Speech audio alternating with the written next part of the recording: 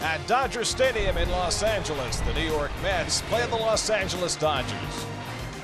New York Mets baseball on SNY is brought to you by Memorial Sloan Kettering Cancer Center, dedicated to advancing cancer research, treatment, and care. More science, less fear. By Spectrum. Hey, Mets fans, get the best TV, internet, and voice service today at Spectrum.com. By your Tri-State Audi dealers. Take a test drive today. And by Altice One, enjoy the ultimate viewing experience with Altice One, only from Optimum. Yeah, the Mets have moved their road show south from the Bay Area to Hollywood. Beautiful beaches, lots to do in Southern California, and there's parking at every level of Dodger Stadium.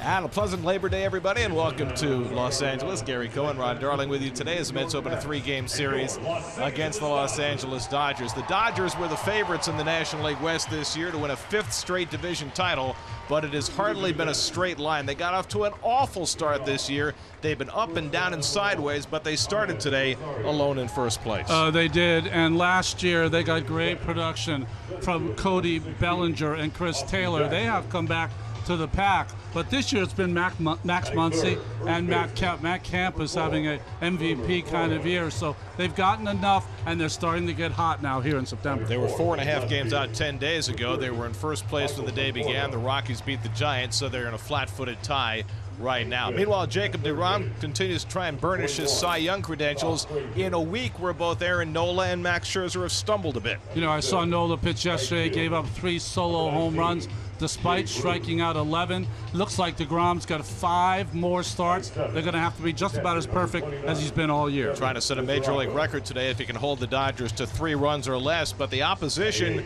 is hot as well. Alex Wood is on a real roll right now. First 13 starts, 1-5, last 12, 7-1, as Wood has turned around his season. Well, the Dodgers have been hot. They just took 3 out of 4 from Arizona, winning the last couple in dramatic fashion, trying to keep it going against deGrom tonight.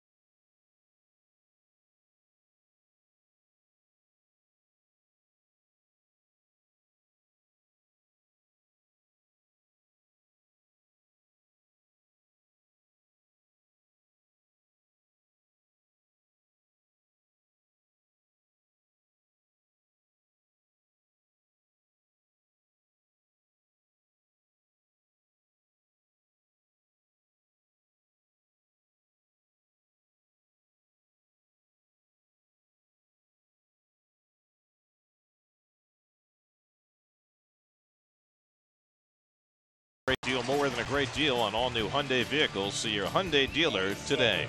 By Citi, learn about Citi perks at Mets.com/Citi.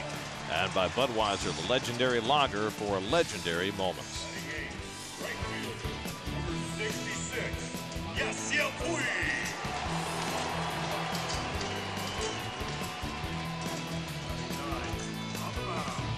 Get to Citi Field Saturday, September 8th, when the Mets take on the Phillies at 7:10 p.m. The first 15,000 fans in attendance will receive a Mets winter hat, courtesy of Just Works.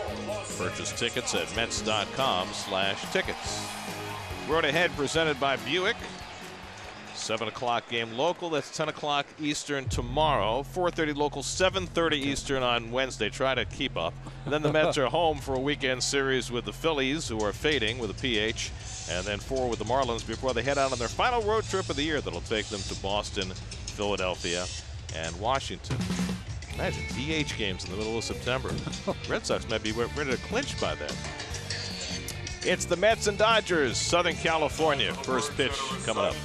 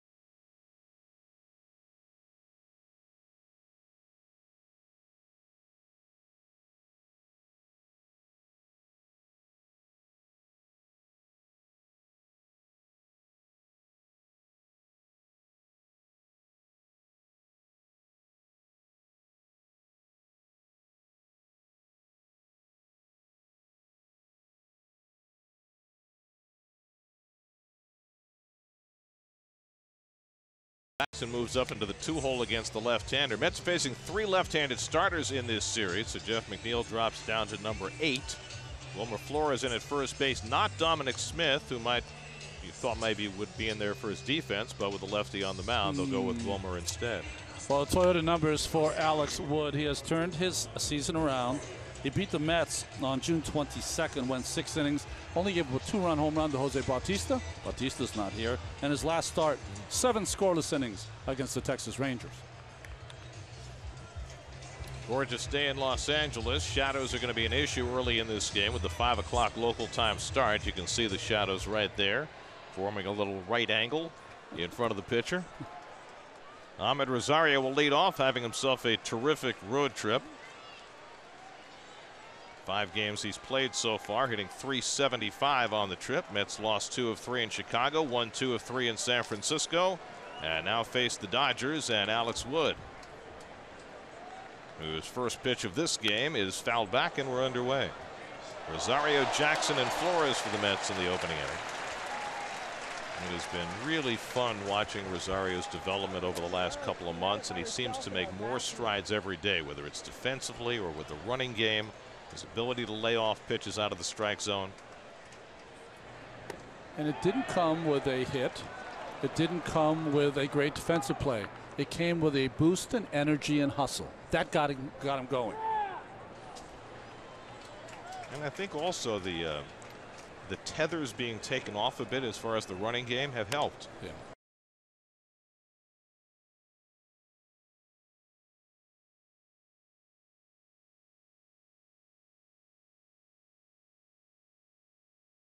Show his talent. You know, sometimes you're trying to pigeonhole a player into what you want him to be. Sometimes you just got to let a bird fly. 1-2 coming, and change up outside. 2 balls, 2 strikes to Rosario. Austin Jackson on deck.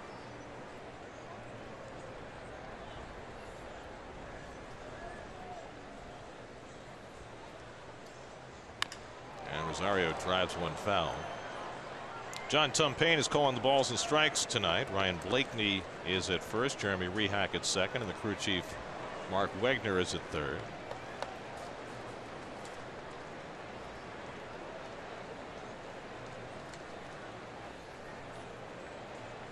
Two coming. And full count to Rosario. Ronnie, when you have a twilight game like this and you have the advantage of the shadows, how do you best take advantage of that early in the game? I used to always find for myself the ball up in the strike zone was the ball that gave the hitters the most difficult time. So I used to try to pitch up if I had shadows like you have right now, where the pitcher is in the sunlight, hitter's in the darkness. 3-2, and he bounces the breaking ball foul. This is quite an at-bat, though, so it lets me know that Rosario is not having that much difficulty seeing the ball out of Wood's hand. I would think that a harder thrower like DeGrom would have more of an advantage. Huge advantage, yes. Well, then Mets have to get him to the mound quickly before the shadows dissipate. 8th pitch of this opening at bat, and Rosario takes strike 3 called. He didn't think so. But John Tumpane punches him out for the first out of the night. You know, I think it's one of those pitches where he was looking away, and Wood surprised him in with a fastball, and it surprised him. But you know what? He should be upset. That ball was inside. Well, a quality at bat for Rosario, but Wood gets the result. 1 out and nobody on. Now Austin Jackson, who returned to his old haunts in San Francisco, went 2 for 12 in the series against the Giants. And he swings and misses a first pitch fastball from Wood. Wood in the middle of this season started pitching just entirely from the stretch. No windup anymore for Robert Alexander Wood. And the results have been tremendous for him. Last 12 starts, 7-1 with a 2.43 ERA after a start that really was at odds with his all-star season last year. He was untouchable for large portions of 2017. Yeah, ended up 16-3. Hit down to first base, past Bellinger and down the line. Played quickly by Puig, and Jackson will have to stop at first base. That ball just curling away from Bellinger, working its way toward the line, and Jackson has a 2-strike hit. Well, it was classic by Jackson, taking that curveball and going the other way. Peeled away from Bellinger. Great hustle by Puig to get over there and limit that to a single. Bellinger slipped a little bit because he has great range, good first baseman. He's bounced back and forth this year between first base and the outfield with all the different personnel the Dodgers have put on the field. Max Muncy's played a lot of first base. Muncy's playing second today. Here's Wilmer Flores with 1 out and 1 on. And Wilmer takes curveball for a strike. Watch, out of the light to the dark comes that curveball. And still Jackson swung through it.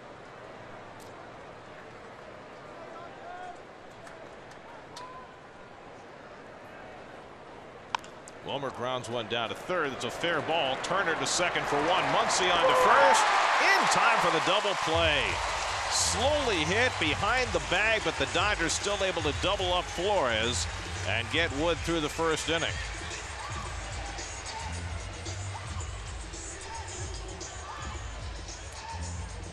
think the Mets believed this was a foul ball, and they also believed that Flores was safe at first base. Well, they can't replay the foul ball, and I think he was out at first base.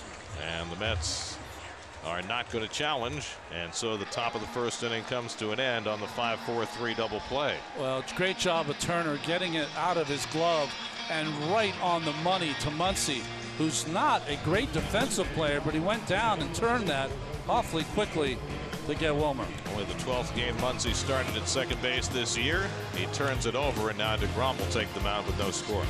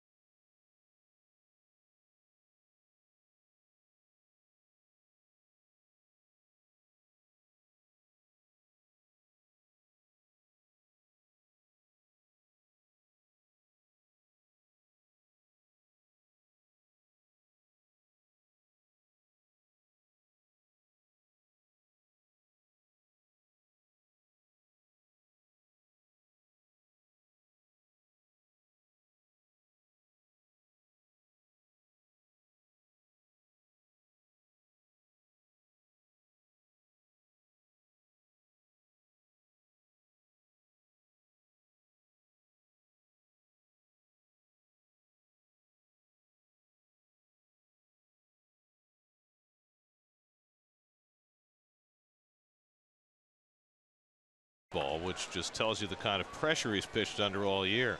Jock Peterson leads off for the Dodgers and takes a strike. Peterson, a bounce-back season after a dreadful 2017 that he capped in impressive fashion with 3 World Series home runs.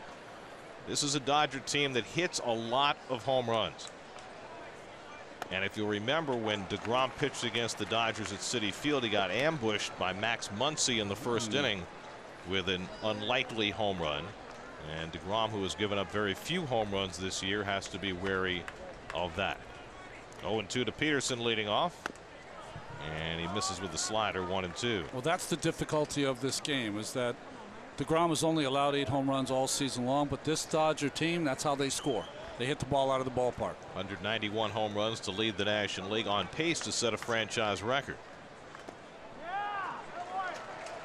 2-2 to Peterson with Justin Turner to follow, and then Manny Machado. I mean, the Dodgers do not hit with runners in scoring position, especially with 2 outs. What they do is hit the ball over the fence, and that's why they're 3rd in the National League in runs scored. And Peterson takes 99 just off the plate and a full count. Jake, coming off his start in Chicago on Tuesday, he allowed just 1 run over 8 innings. That was the suspended game that the Mets eventually lost in 11. 3-2 coming, and Peterson pops one up in foul ground. Frazier over for a look, but that'll be in the crowd. Here's your Dodgers starting lineup. The surprise is Alex Verdugo getting the start in center field.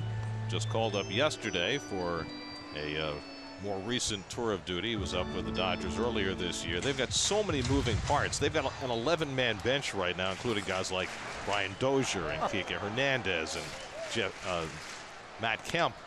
Fly ball out to right field, chasing Bruce back a few strides, but he's under it and puts it away to retire Peterson for the first out. It's like embarrassment of riches, right, with an 11-man bench. Here is the defense for the Mets. Mesoraco back there behind the plate catching DeGrom. Flores gets the start against the left-hander at first base, and Jay Bruce, who played first base in DeGrom's last start in Chicago, back in right field. Saw the Cubs versus the Phillies yesterday. Asked Joe Madden about DeGrom. He said by far the best pitcher they've seen all season long. They saw Nola yesterday and hit 3 home runs off him. Here's Justin Turner, who had himself a magnificent month of August. It's been an injury-plagued year for Justin, and when he first came back from the disabled list, he really struggled. He had a second tour on the DL, but since then, August 2nd, he's hitting .398 and has really been tearing it up. Boy, his stance even looks more pronounced, more open than I've ever seen it before. Before he has that high leg kick and closes. And that foot's almost behind him. Jake behind him 2-0, and he catches the outside corner 2-1. Turner's got weird numbers against DeGrom, right? In the regular season, he's 0 for 16 against DeGrom, but in the postseason, 5 for 6 with 3 doubles. I know. Well, he was hot, right? The only Dodger that was hot in that series. And a long drive deep left field, and forget that. Turner puts the Dodgers on the board first with his 12th home run of the year. His first ever regular season hit against DeGrom, 1-0 LA.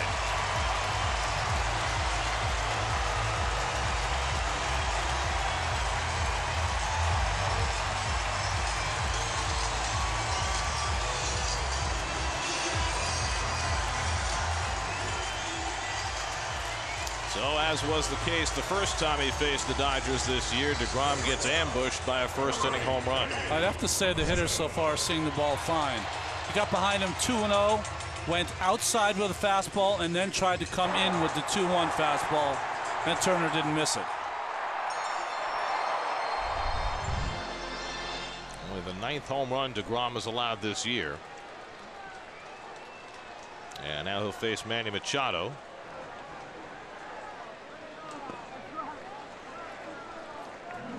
See the G pitch cast where the location of that ball was. It was supposed to be in, never got there. Middle. On that side of the plate, Jake has to play for some of his movement. And look at his feet. I mean, most of his foot is outside the batter's box, just his toe in the very back portion. Seemed like he was perfectly situated. Yeah. And now DeGrom behind again, 2-0 to Machado. And he lifts one out to left center. You getting to see a pattern early in this game? Yes. Jackson backpedals and makes the catch in the sunshine for the second out. This is a Dodger team that is just looking to hit the ball out of the ballpark. That is their game plan 1 through 8 in the lineup. And especially this next guy, Max Muncy, who's tied for second in the National League in home runs with 31, and he's a part-time player. He only has 331 at bats, and he's at 31 home runs. Almost every 10 at bats. And that's the lowest in major leagues coming into today's game. That's put on the full shift against Muncy, who was a washout in his 2 attempts with the Oakland Athletics. Dodgers picked him up for nothing, and he has proven to be a huge asset for them in his first full big league season.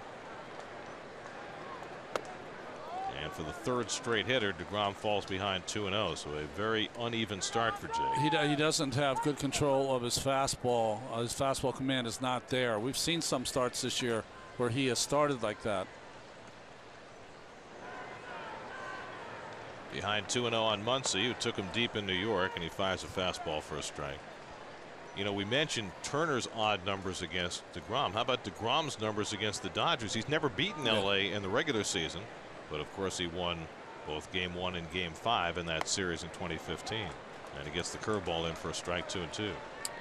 Only National League team he hasn't beaten, I believe. Justin Turner, 8 home runs as a Met, 83 since he left. 2-2 coming, and Muncy pops one up. Frazier all alone on the left side, and he'll put it away to retire the side. But the Dodgers strike first.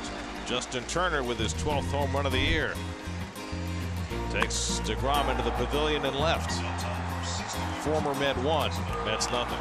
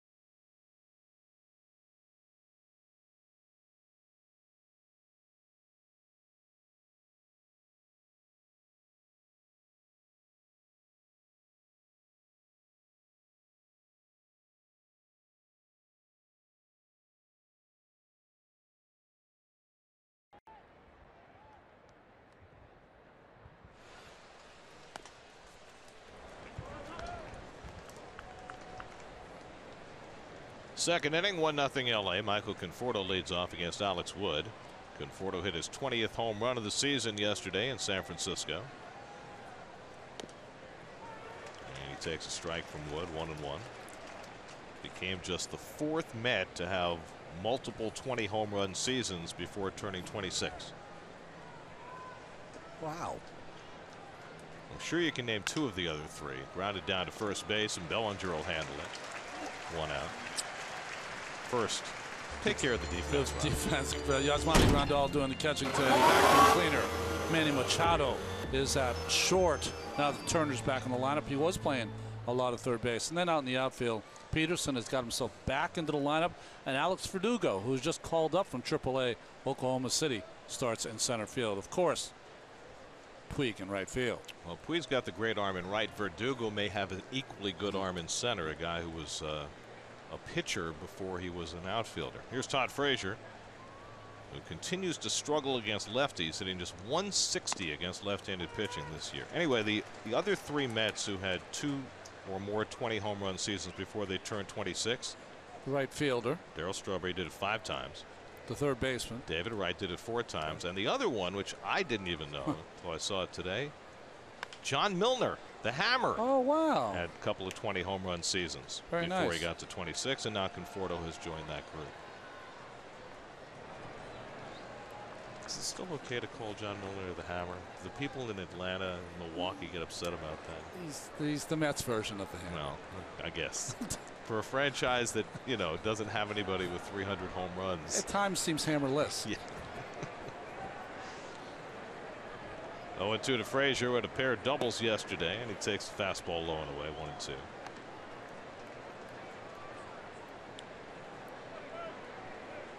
Jay Bruce on deck.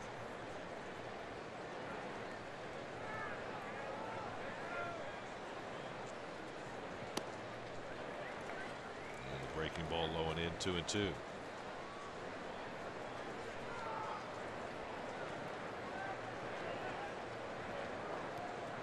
Every time you say that number 160 against left-handed pitching, I just can't understand it. Well, the Mets as a team hitting just 222 against lefties, and the fact that most of their righties, Frazier, Flores, even before he got hurt, Cespedes, all struggled against lefties. That's the reason why. It's not because the lefties have been held in check. It's because the guys who were supposed to hit left-handers haven't done it. And Frazier takes low and inside, ball 4. So he went to a 3-2 breaking ball, and Wood issues his first walk of the day. And now a quick message from your Tri-State Porsche dealers.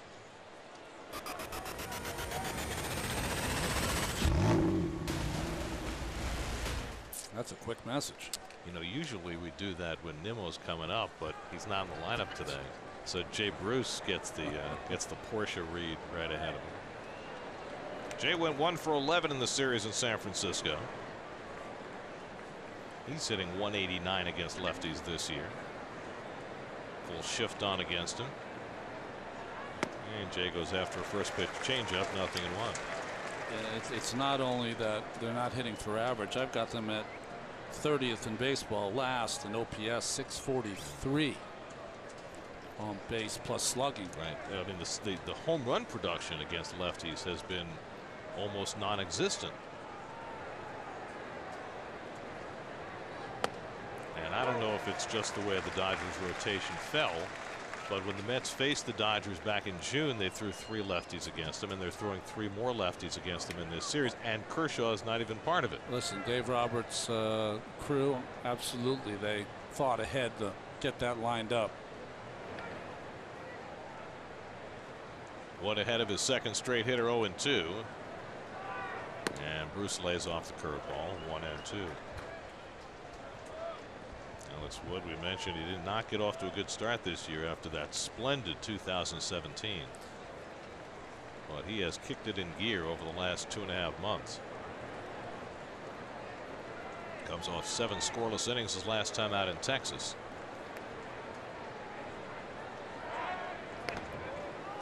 The Dodgers got Wood from the Braves at the trading deadline in 2015, and if you look back on it, they basically got him for nothing. That's right. And he has been a huge piece for them since his arrival, now in his 4th year with the Dodgers. 3-team trade. University of Georgia product, 2nd round pick by the Braves. And Bruce takes it low. 2 balls, 2 strikes. In a year where the Dodgers have had the best staff ERA in the National League, but where they've had a lot of injury and turnover on their staff, what has been the mainstay, he's made more starts than anybody else.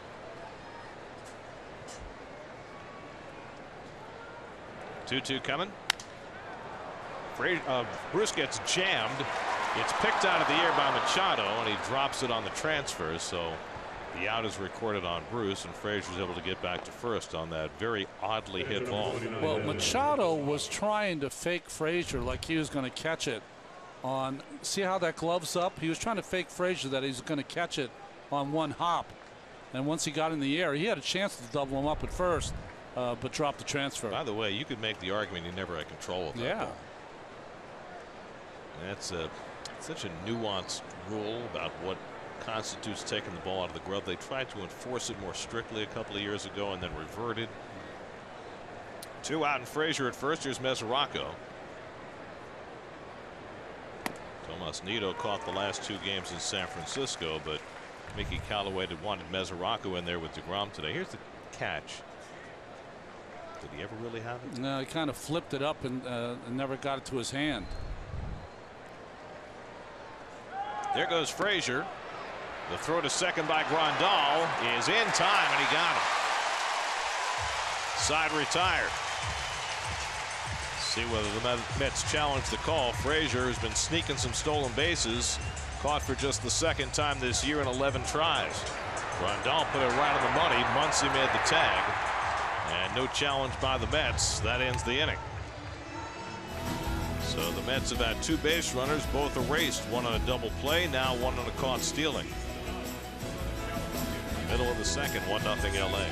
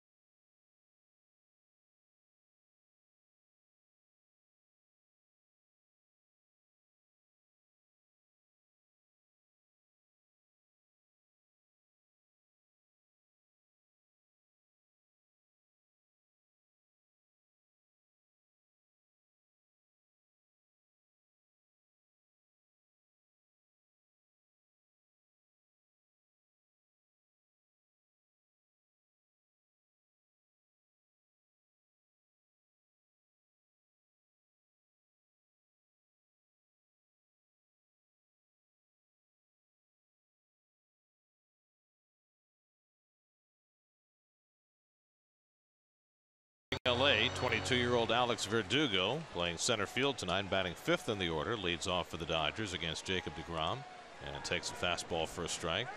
Verdugo just recalled yesterday. He's making his 14th start for the Dodgers this year. Hit .329 in AAA this year, 50 big league at bats. It's not about as tall of a stance as you'll ever see in today's player. 2nd round draft pick in 2014 out of high school in Tucson. And as I mentioned earlier, Verdugo was looked at by most teams as a pitcher coming out of high school. The Dodgers went the other way, drafted him as a position player, and here he is in the big leagues at age 22. Dodgers really have been embarrassment of riches when it comes to position players, much like the Cubs, who we saw last week. Popped up in foul ground, might be playable for Frazier near the barrier. He gets to it. He flips into the stands. Did he catch it? He caught it. Wow. Todd Frazier hangs on and now tries to extricate himself. What a play by Frazier. Going to the barrier, making the grab, flipping and holding on. That's something. I mean, that's just giving it up. He knows he's going to pay some damage there as he flips over. Knocked over somebody's peanuts. Got the spikes and someone with Turner's jersey. I always think of Angel Pagan when I think of a Met flipping into the stands here in Dodger Stadium. Yeah, that ruined Angel's season when he went over the wall down the left field line. Mets have suffered a few horrific injuries here. Jason Bay crashing into the wall and left. Here's Cody Bellinger. And he takes ball one. Well, that was just superb. That was reminiscent of David Wright and Derek Jeter, plays we've seen in the past of a similar nature. Bellinger takes a big rip and comes up empty. Bellinger having a good but not great sophomore season after his Rookie of the Year campaign last year. 39 home runs, 97 RBIs. Guess it would be hard to match that. And Bellinger pops one up. Mesoraco flips the mask. Frazier calls him off. And Frazier has a more routine play to make for the second out. Well, when you're an infielder like this, you just know at some point that you've got a chance to catch it. But if you're going to catch it, you're going to have to not slow down. So you're going to end up in the stands. And there are a lot of low fences in this ballpark. And that's one of the issues you deal with, right? If you have a higher sidewall there, it's a little easier to negotiate. Here's Yasmani Grandal with 2 out. And DeGrom pours a fastball in for a strike. Everything has been in the air so far off the bats of the Dodgers. So is that. Another pop up on the infield. Does Frazier get all 3? Nah. Rosario says, give me a chance. I want one. That retires the side. 1, 2, 3 for DeGrom in the second. 1-0 LA.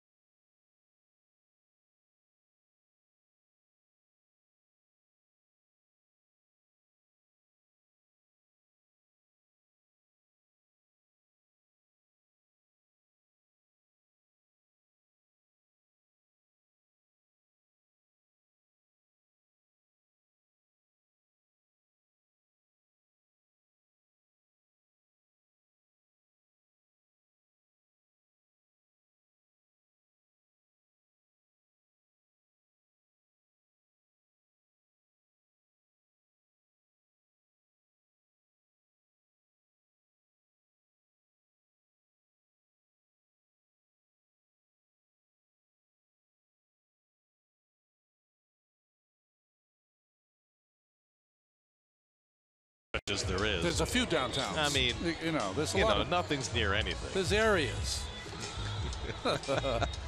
Customize your experience to catch every moment this season. Get New York Mets home screen icons and features such as MLB.TV Game of the Day, pitch tracking, in-game highlights, live radio broadcast, stats, news, and more. Download MLB at Bat today. Devin Mesoraco back at the plate after Todd Frazier was caught stealing to end the second. Devin starting for just the second time in the last 10 games. He had the neck issue. He came back, caught one game on Friday, and then Tomas Nido caught the last two. A nice job Nido did, right? Well, he caught a couple of gems, that's for sure, by Mats and Syndergaard, and threw in a couple of hits along the way. By the way, Kevin Plawecki is back with the team. Congratulations to Kevin and his wife Taylor, proud parents of Kaysen Plawecki, born yesterday. So the Mets are back to 3 catchers.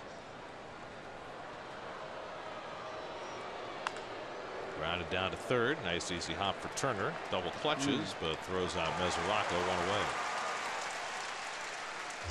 We were showing that shot of downtown. I had a little LA moment today. Had my young son, and we were waiting for the traffic light. I'm trying to teach him, of course, until it turns white, you can't cross the street. So as I'm waiting, there's no traffic going either way.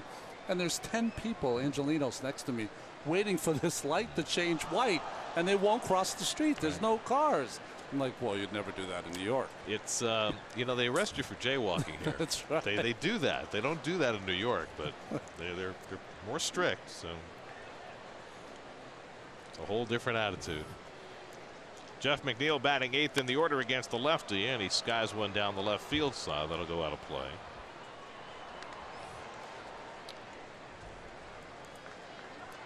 McNeil, couple of hits, 2 RBIs yesterday.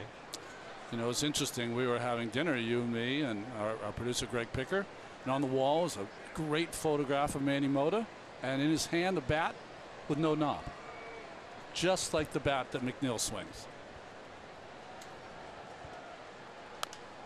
What I want to know is Jacob deGrom going to use McNeil's bat again? Oh, that's right. He got himself a ribby. Got a couple of hits with that bat. Let's see. Yeah, he's got it. Yeah. It's going to become a trend, Ronnie. If the kid keeps hitting 320, everybody's going to want to use his bat. That's right. Down in the count, 0-2 to Wood, and fastball a little low, 1-2.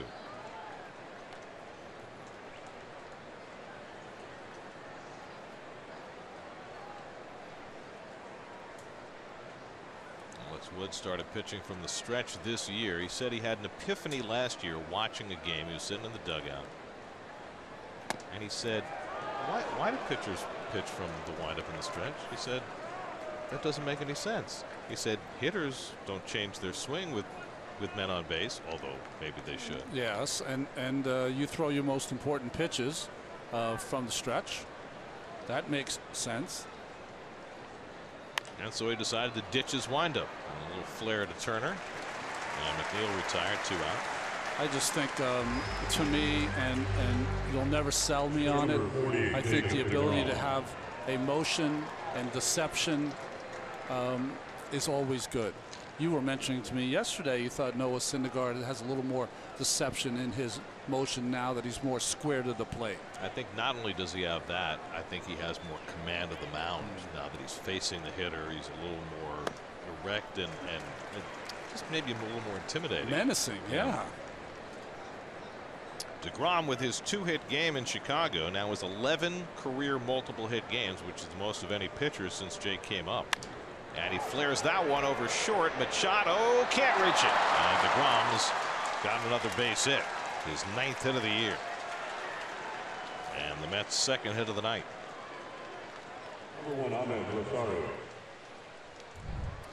Well, Wood threw it in there slow, and Jacob hit it slow, but just enough to get over the head of Machado.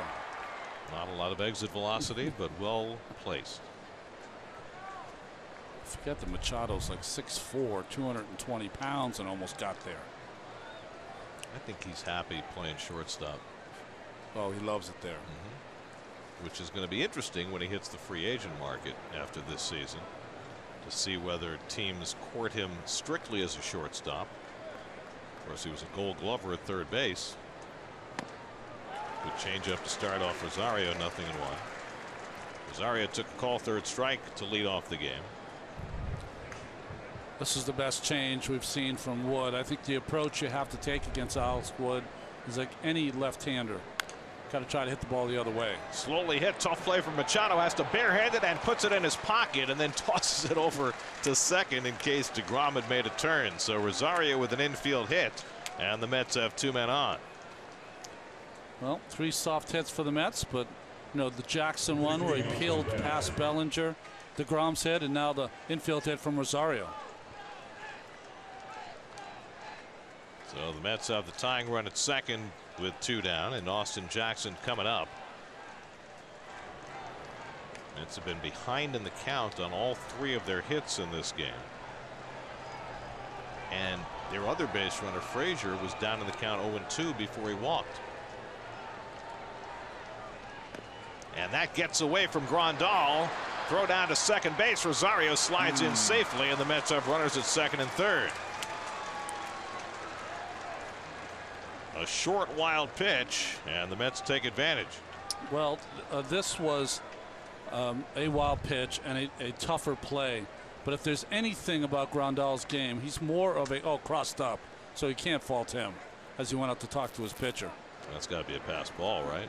Well, I hate the pass ball when the pitcher crosses up the catcher, but that's what they usually do. And it will be a pass ball. So the Mets with 2 in scoring position. A chance for Jackson to get them a lead with a base hit.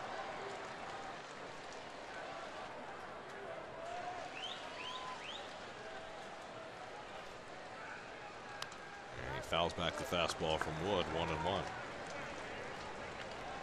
You know that Jacob DeGrom is on a stretch where he's gone 24 straight starts, 3 runs or fewer.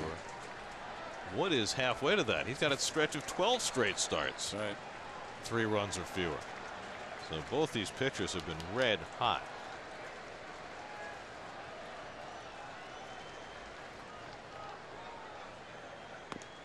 And Jackson takes a borderline changeup for a strike, 1-2.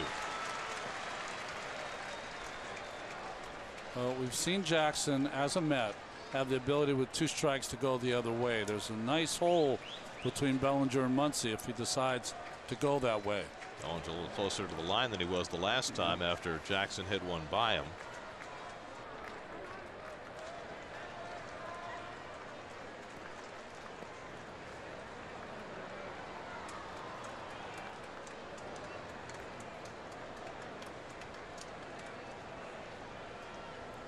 DeGrom at third, Rosario at second with 2 out. And Jackson takes strike 3 call. Fastball on the inside corner. And Wood squirms his way out of trouble in the third. His second strikeout. Still 1-0 LA.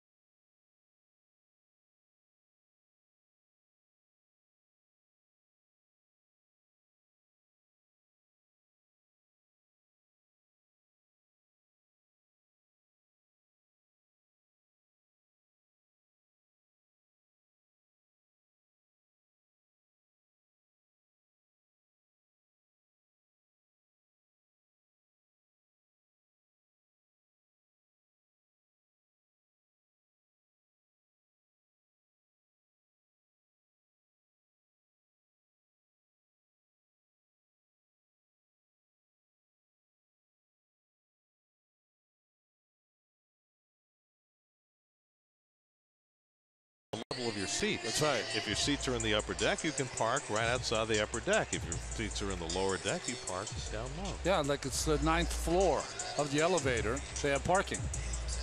It's an amazing feat of engineering. Third oldest stadium in current use in Major League Baseball. And by the way, they've won a few Gold Gloves along the way. Well, I love this.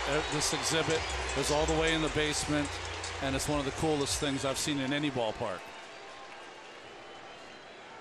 It's a lot of gold, Even even more than Keith. Keith take up half that row. Yasiel Puig leads off in the home third. Puig hitting 8th in the order. Gives you an idea just how powerful this Dodger lineup is, that Puig has done a lot of hitting in the 8-hole this year. He's got 2 home runs in his career against DeGrom, and he takes one off the plate, a ball and a strike. Jake still trying to settle in. He's faced 7 hitters. All 7 have hit the ball in the air, one of them out of the ballpark.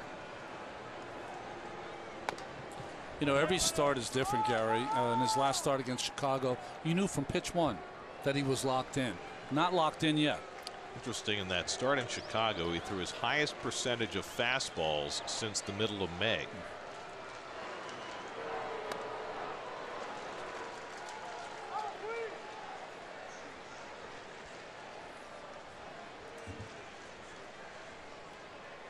Alex Wood on deck.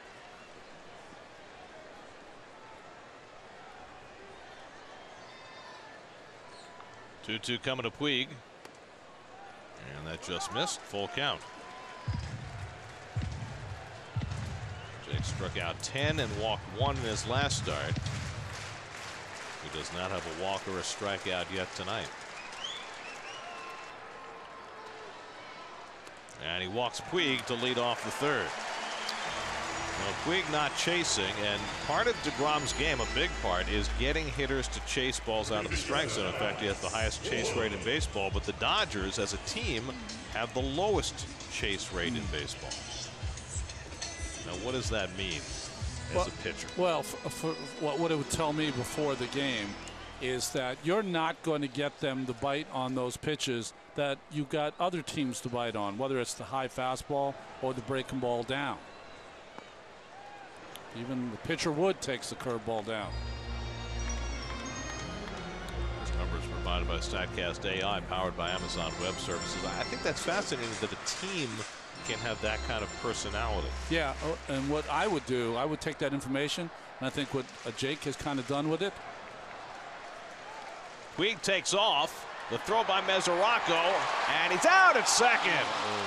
I'm not sure if Rosario got the tag down in time, but Puig is called out by Jeremy Rehak for the first out of the inning. And we'll see if the Dodgers challenge. Boy, I thought he got under the tag. Yeah, I mean, the ball came up on Rosario, and then it appeared as though Puig got the hand in before the tag, and the Dodgers are definitely going to challenge. Anytime the ball bounces, the infielder's hand will go up, and then it has to come down. That play's not even close. See, when the ball bounces, the infielder has to go up with his hand and then come back down. So that's not even close. Yeah. That should take about 5 seconds on review. I mean, clearly that left-hander was in long before Rosario tagged. I don't know what Rehak was looking at.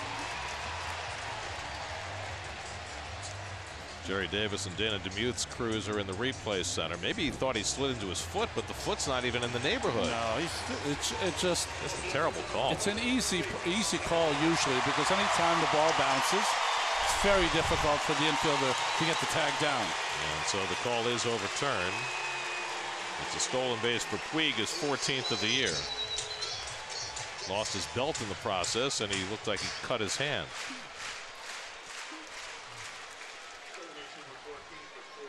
Got to be alive now for the bunt still. No outs.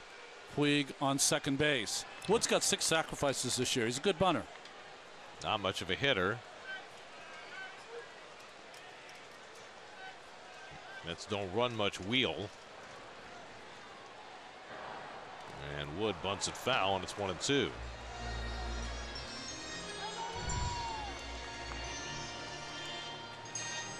wearing that wrap on the left hand, but he still might have jammed it on the base here. Well, he's such a big athlete. There's a lot power coming into that bag. You have to figure Wood's still bunting here on 1 and 2. Jock Peterson on deck.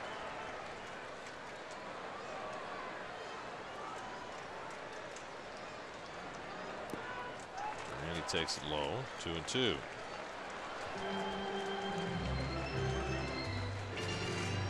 Let me ask you this: in a bunt situation like that, is Puig running on his own? Running on his own. Yeah, absolutely. And Wood had enough common sense to take it. Most pitchers would still lay it down, a run and bunt.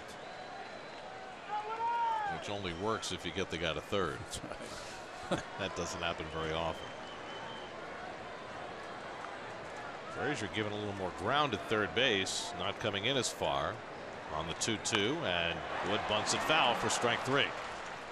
So DeGrom has his first strikeout of the day on a third strike foul bunt. Strikeout number 225 on the season, second only to Max Scherzer. Scherzer lost today, or at least got a no decision. Yeah. The Nats ended up winning the game against the Cardinals, but he gave up 3 runs in 7 innings. But Scherzer did something rare. He got to 250 strikeouts for the 5th consecutive season. That's the second longest streak ever.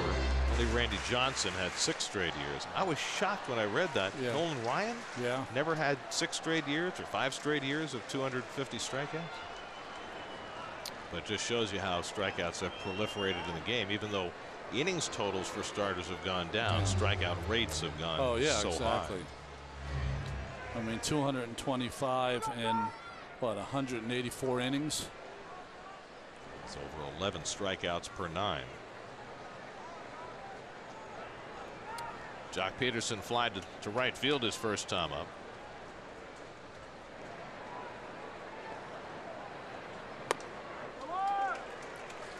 Well, Nola struggled yesterday, gave up 4 runs. Scherzer gave up 3 runs in 7 innings today.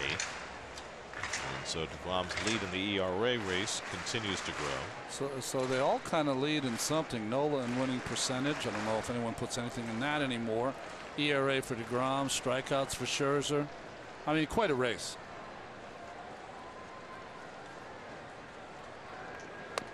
And Peterson takes a slider for a strike, 1-1.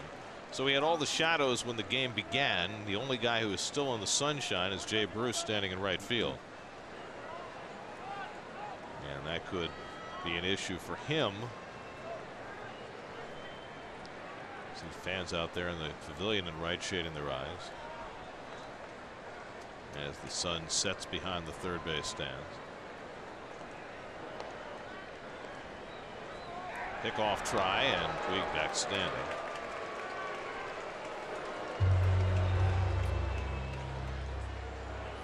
Well, this is a remarkable thing that Jake has had 8 starts this year where he's gone 7 innings and allowed no runs or 1 run, and not 1.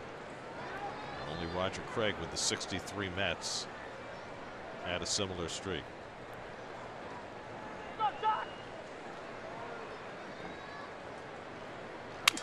Broken bat grounder, and McNeil in front of it throws out Peterson for the second out as Puig goes to third.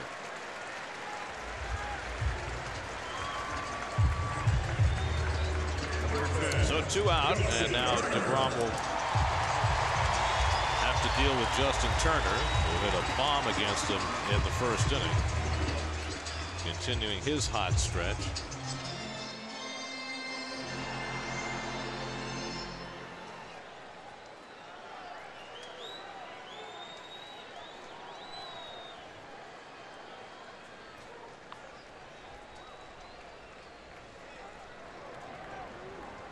Justin Turner, now 33 years old, has established himself as a bona fide star in this league over the last 3 years.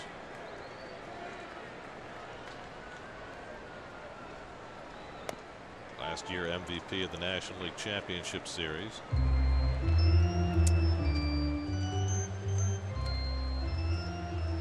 Dodgers have been to the NLCS 5 times in the last 10 years. They've won their division each of the last 4 years. But they've only reached the World Series once in that span, and that was last year when they fell a game short. Well, it was there for the taking. They had a win in front of them with Kenley Jansen out there. He blew the save, and they had a 7-run lead for Clayton Kershaw, I think twice in that game, and he couldn't hold it. And while the National League continues to be muddled, I mean, there are 8 teams that are fairly close in terms of the standings as we head down the stretch. I think it's fair to say that the Dodgers and the Cubs are still the 2 most talented teams. Yeah. They've met in the LCS each of the last 2 years, and it would not be shocking if they were both to get there again. I mean, I can't envision a scenario where the Dodgers are not in the postseason, but they played so miserably coming out of spring training that they put themselves in harm's way. And then they had that rough stretch in August where their bullpen imploded, and they lost games in every conceivable fashion late. Now they've won 8 of their last 9. Well, that's last year's World Series. I'll never forget that Game 5. That was one of the most hellacious things I've ever seen. That's right. Altuve's home run off Maeda. Kenta Maeda late. George Springer was such a force of nature in that series. 0-2 to Turner, and he lifts one foul. What was the best move in that series, in my estimation, is when A.J. Hinch decided that his bullpen was not going to help him. So he just went to his starters, Peacock and Morton, and he got the most important outs in that series.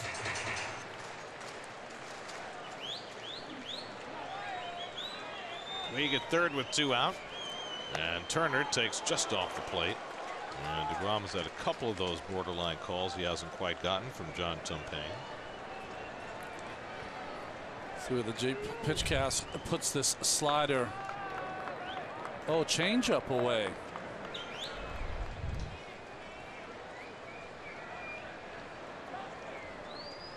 And Turner lays off, but he went around, strike 3. Called out on the half swing. DeGrom gets a measure of revenge against Turner. His second strikeout keeps it a 1-0 game as we go to the 4th in LA.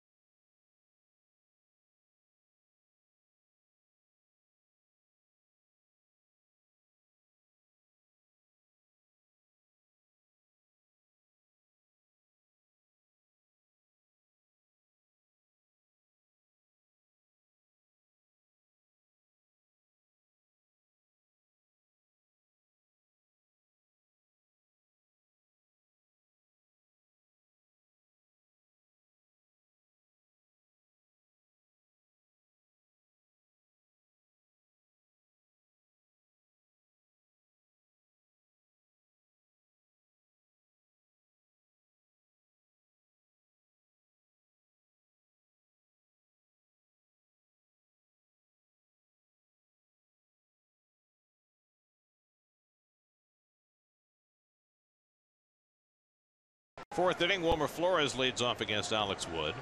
Wilmer grounded into a double play his first time up. It'll be Flores, Conforto, and Frazier for the Mets in the 4th against Wood, who has worked around traffic in each of the first 3 innings. Still just a little bit of daylight out in right field, a little bit of sunshine, plenty of daylight. It's still early. Well, 6:07 local time. Well, we always think of a late arriving crowd here, but it's not a sold out house today because of the holidays. People would be here already. That's unusual here. Well, the Dodgers just came off an emotional series against the Diamondbacks, a 4-game series. They lost the first one and scratched out wins in each of the last 3, the last 2 in rather dramatic fashion, to knock the Diamondbacks out of first place. So you wonder for a team like the Dodgers, they're coming down the stretch, 4 weeks to go. The Mets come to town with some outstanding pitching. Yeah. Does that change the dynamic a little bit in terms of the emotion involved? It passed the mound, and Muncy gets in front of it and throws out Flores one away. I think there might be an issue if there was a team coming in town that did not have good pitching. You think you could kind of just roll through them. Arizona's trailing the Padres earlier, but because of DeGrom and because of the pitchers the Mets usually can send out, every team knows they got to be ready. By the way, in that San Diego Arizona game, Franmil Reyes hit a 3-run homer off Zach Godley. Watch out for the Padres the next few years. Yeah. They've got so many prospects, and we saw Reyes earlier this year. He's enormous, and he's hit a lot of home runs lately. They're going to be pretty good, if not next year, at least in a few years. They're going to have to get a little more production from the player they spent a lot of money on this winter, Mr. Hosmer, and they're going to have to get a little more pitching, starting pitching. Although the kid, am I getting it right? Jacob Nix, who pitched the other night, he was fantastic. Just 22 years old. Michael Conforto, who is intimately familiar with the right field foul pole at Dodger Stadium, takes one inside. That was an unforgettable home run, the one he hit off Greinke. I mean, it hit the bat and hit the foul pole. It seemed like in a second. I remember it was 115 miles per hour because we were just starting to cover all that stuff. Went behind 3-0, and Michael takes a strike. Really hard to assess Conforto's season. It's been so up and down. The batting average obviously is much lower than he'd like. His home run production is down, but he's drawn a ton of walks. His on-base percentage is very respectable. And he half swings, and he went around 3-2. I just there's a lot of numbers you like. You got to like also that missing a lot of spring training, came out of the gate slow, so his season has gotten better. But I mean, if he's a 232 hitter, then the Mets are in trouble in the future. Yeah, it's hard to believe that. But with a full winter of work, maybe he can get back to where he should be. And I think the point is well taken. It's not necessarily that he's lost something because of that unique injury he suffered. It's the time that he lost in terms of his preparation.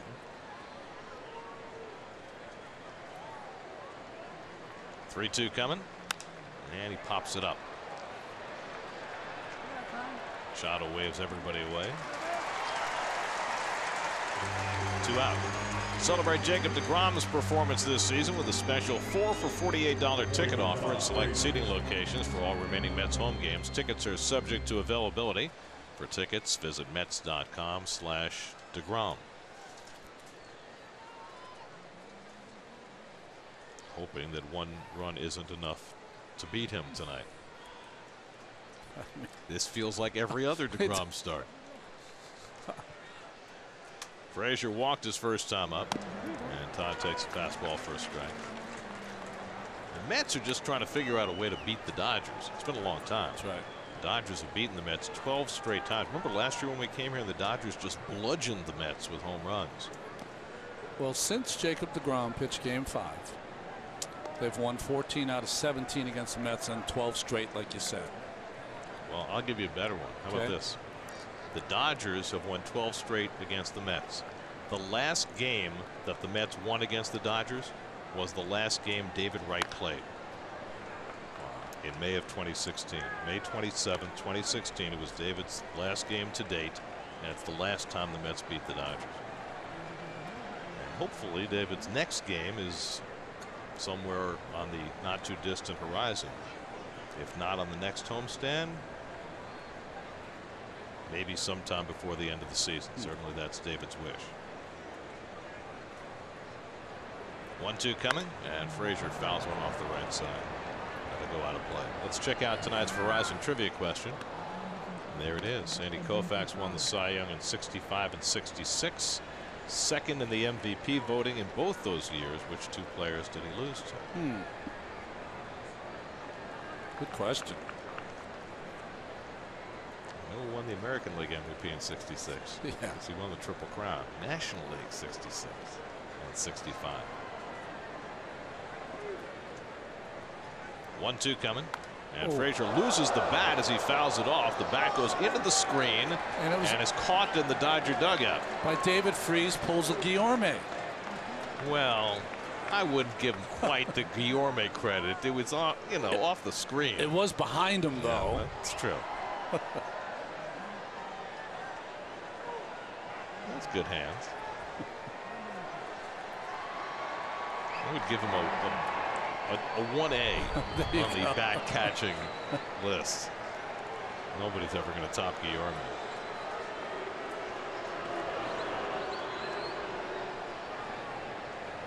One-two coming, and Frazier down swinging on the curveball.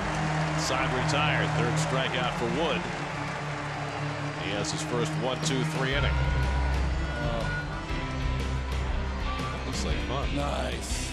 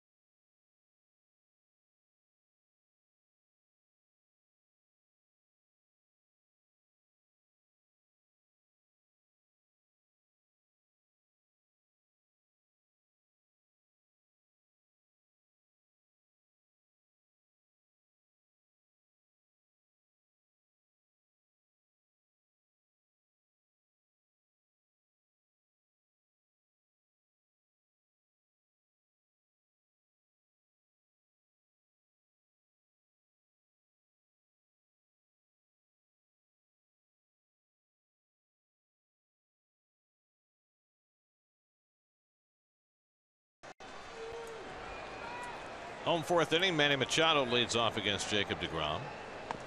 He goes after a first pitch slider, 0-1. Machado fly to center his first time. 33 home runs for Manny this year, 24 with the Orioles, 9 more with the Dodgers. Fourth straight year he's hit his at least 33 home runs. And he lines one to left field. That's going to fall for a base hit. So just the second hit for the Dodgers against deGrom. A leadoff hit from Machado in the fourth. Well, the first time he got behind him with 2 fastballs. This time threw him 2 sliders. The second one caught too much of the plate. Machado has awfully long arms. He's able to cover that ball on the outside part of the plate, and he gets a hit there.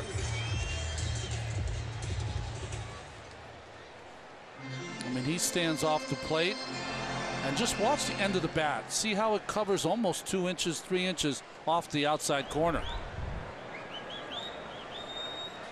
Now Max Muncy, who popped up his first time up. And he takes first pitch curveball for a strike. So remember, Max Muncy jumped all over a fastball from Jacob deGrom when he hit that home run in Citi Field. He's now thrown him, started him off with 2 breaking balls and these 2 at bats.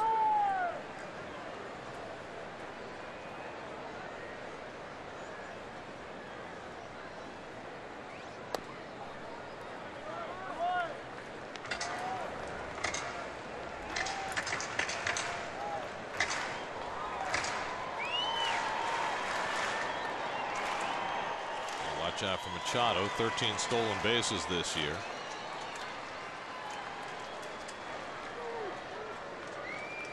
Once he grounds one to first, Wilmer gets the out. Now the tagged attempt.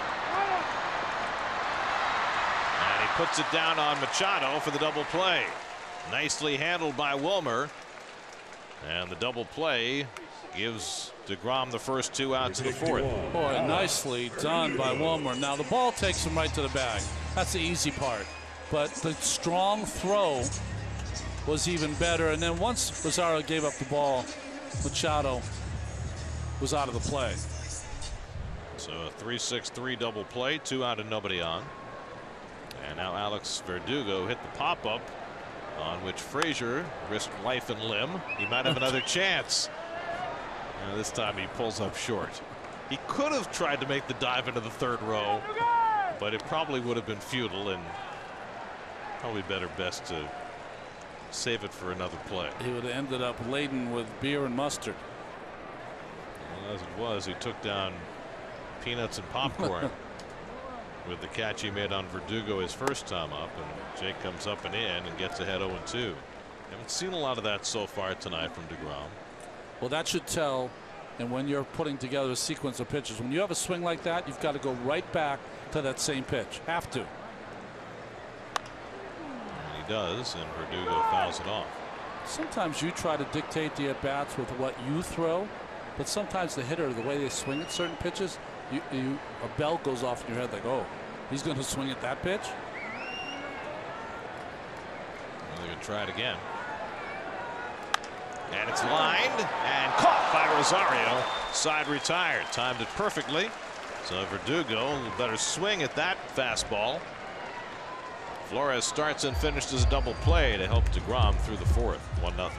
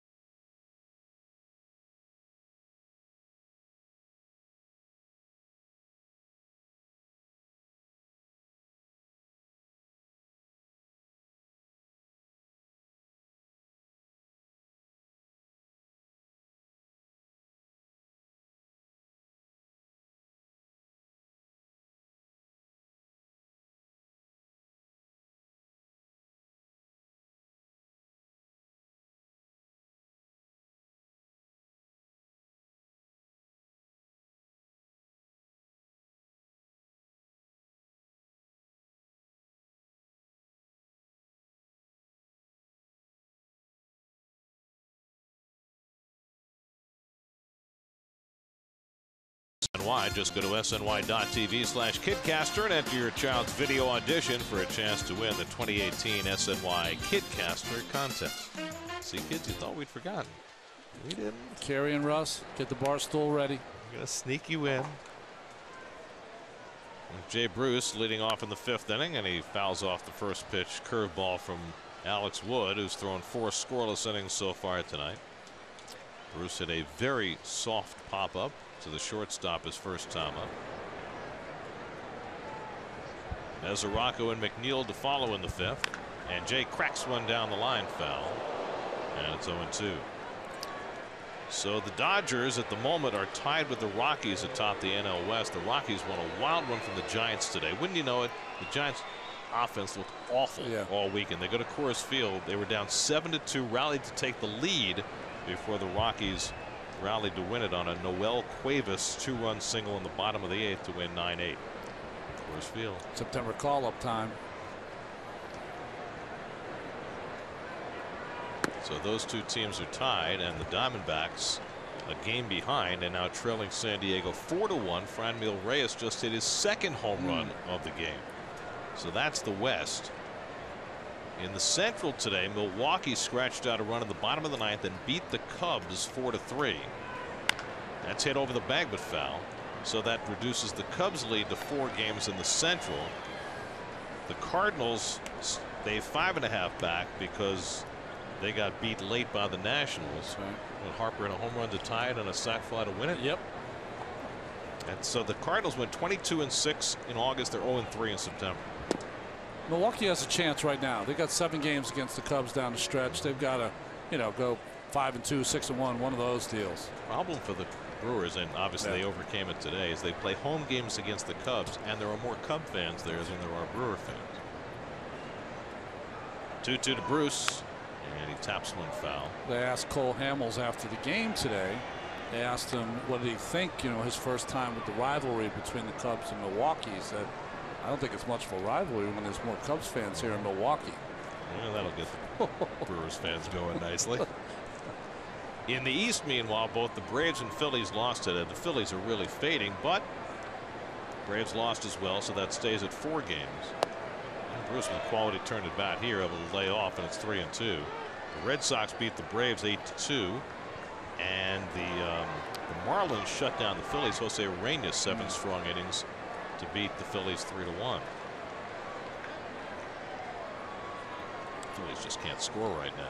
8th pitch of the at bat to Bruce, and he just got a piece of it to stay in there. The Phillies are averaging like 3.5 runs over the last month. They're another team that's having trouble hitting, although Ureña, good sinking ball right-hander, but they're having trouble hitting left-handers too. And Lester yesterday. Let's see the Phillies this weekend at Citi Field. These will be crucial games for the Phils. 3-2, and it's inside. That's quite a turn at bat for Bruce. A 9-pitch walk to lead off the 5th inning.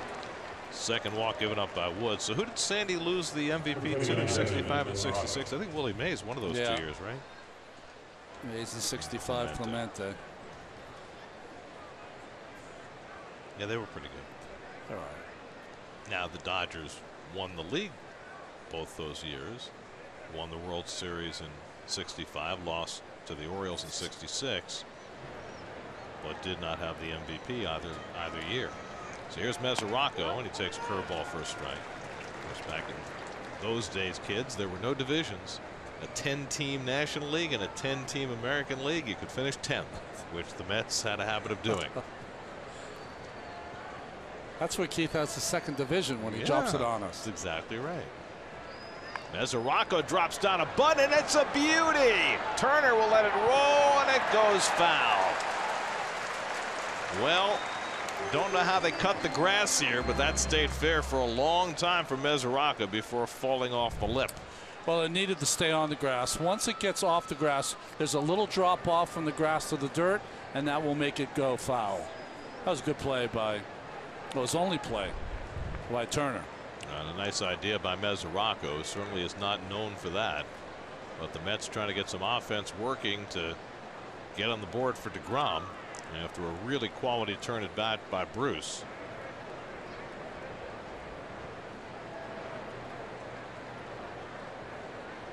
Now Mesoraco in a 2-strike hole. And he takes outside 1-2. Jeff McNeil hitting 8th in the order, waiting on deck. This has been as expected with 2 hot pitchers and DeGrom's luck. Yeah. With 5 hits total in this game. Mets have 3 soft singles, and the Dodgers have 2 hits. One of them a Justin Turner home run. That's the difference in the game.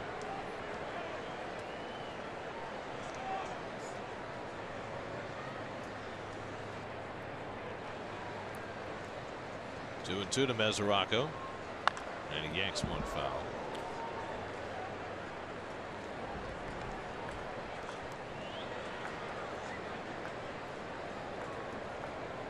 Meanwhile, in the American League, the Yankees went to Oakland and got beat by the A's. 4 scoreless innings for that Oakland bullpen, including a hairy one for Jerry's Familia. Beat the Yankees 6-3, so the A's now 3.5 behind the Yankees for the first wild card. I was happy to hear there was over 40,000 people in the stands in Oakland. Well, people love that team. They do. And they're a lovable team. For whom nothing was expected. And they're 27 games over 500. And just 2 games behind Houston. That's pulled toward the hole, and Mesoraco's got a base hit. Bruce pulls in at second, so that's 2 consecutive quality at bats for the Mets against Wood. Bruce and Mesoraco both running full counts, and they're both aboard to start the 5th inning. Well, you can see that Wood has been unable the last 2 batters to put them away once he's gotten ahead of them. Hanging breaking ball there to Mesoraco. Dave Roberts usually has a pretty quick trigger, so I bet you that bullpen is going to start getting loose. And as you say that, action is about to commence. Pedro Baez is trudging toward the bullpen mound, which means you can stop the clock. Meanwhile, concern for Mesoraco. Nicky Callaway's coming out to have a look at him, along with the trainer. Mesoraco's had the neck problems that kept him out for a week. Don't know if it's that or something else that's troubling him. I think it was on running down to first base something might have happened. Mets are carrying 3 catchers right now. But Callaway specifically wanted Mesoraco to catch today with DeGrom on the mound. He does not look very comfortable right now. Let's take a look. Good breaking ball. Yeah, something happened coming out of the box. Yeah, it's I think maybe on the swing he might have pulled his back or something. It's coming out of the game.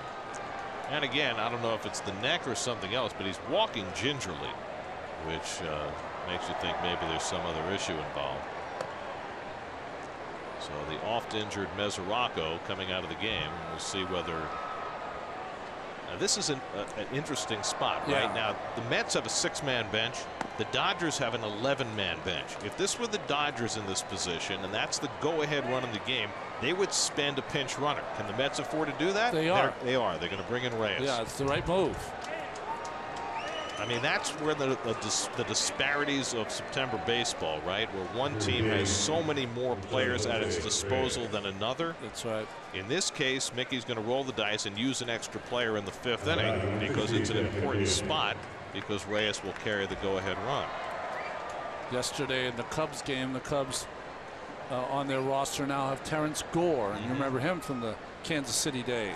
Well, they'd signed him to a minor league deal specifically to have him available for the postseason or for the stretch drive as a pinch runner.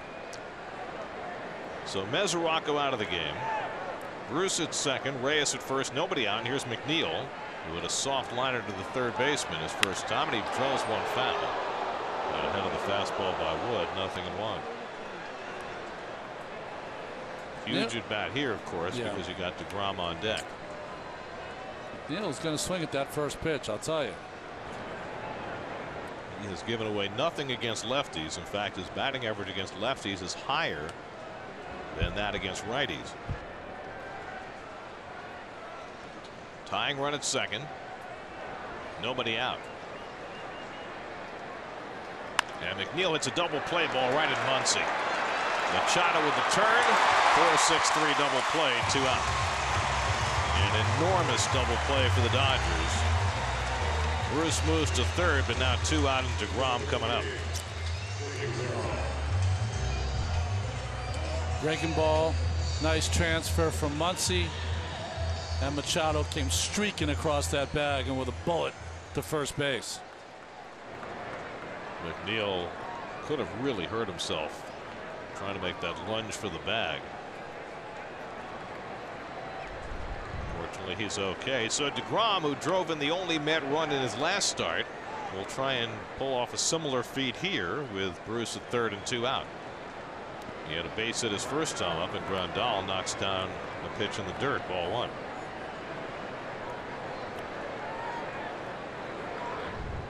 Nice job by Grandal. Knows the breaking ball is in the dirt. Runner on third base. Just buries it in front of him. Rom hit a soft single to left his first time up. And He takes a big rip at a fastball, and it's 1-1. Jake with 9 hits now, 4 RBIs this year, including that RBI hit in Chicago in his last start.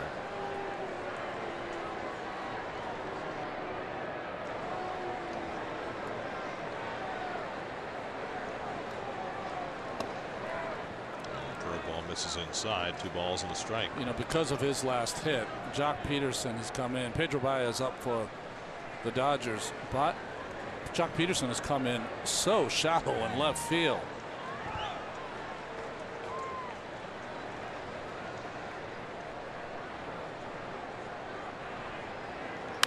And Jake lines one to right. That's a base hit. It'll tie the game.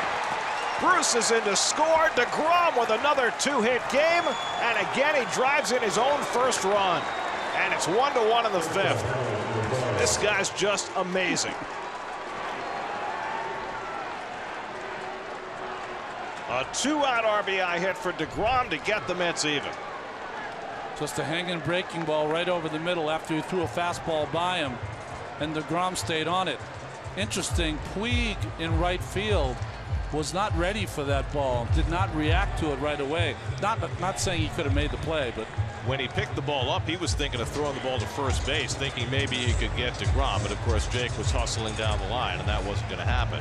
Dave Roberts out to the mound, but he's going to leave Wood in the game to face Rosario. He's got Baez ready to go, but he's going to leave the lefty in to face Rosario.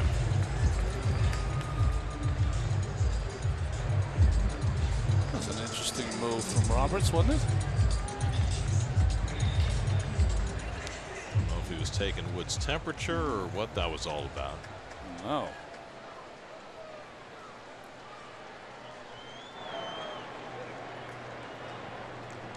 Your turn, Ahmed. That's how it works. Pitcher up, then you. Still getting used to that leadoff spot. Of course, he used to bat behind the pitcher when he hit 9th. Should be used to that. Ahmed had an infield hit his last time up. DeGrom at first with 2 out. And curveball in the dirt, and another stop by Grandal. Ball 1. The inning began with a 9-pitch walk to Bruce, then a 7-pitch base hit for Mesoraco. The double play put the Mets back on their heels, but DeGrom with the big hit to get the Mets even. 23 pitches in the inning for Wood, and the curveball hit out to left field. Back goes Peterson, and he reels it in to retire the side. Jacob DeGrom getting himself back to square one. Halfway through, it's 1-1. Baseball just wouldn't be baseball.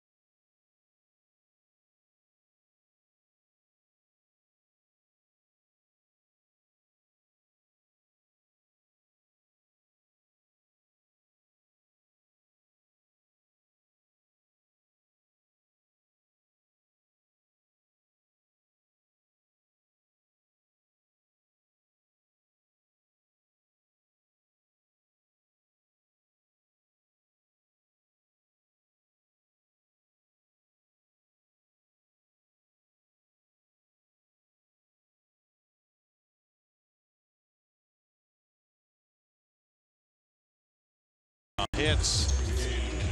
Whatever it takes, Gary. What else is there to say? He's just the best player on the field.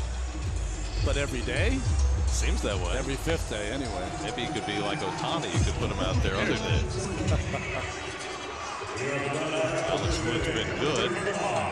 DeGrom gave him the first inning home run to Turner, but he's given up only one hit since. He's got a new catcher to work with now.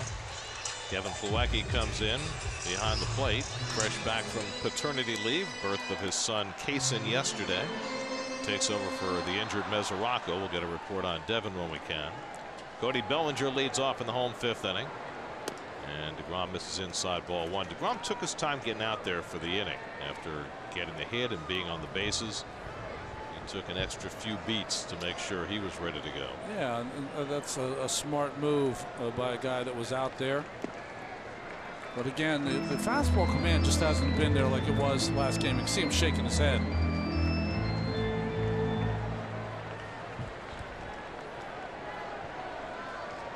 Behind on Bellinger 2-0 with Grandal on deck.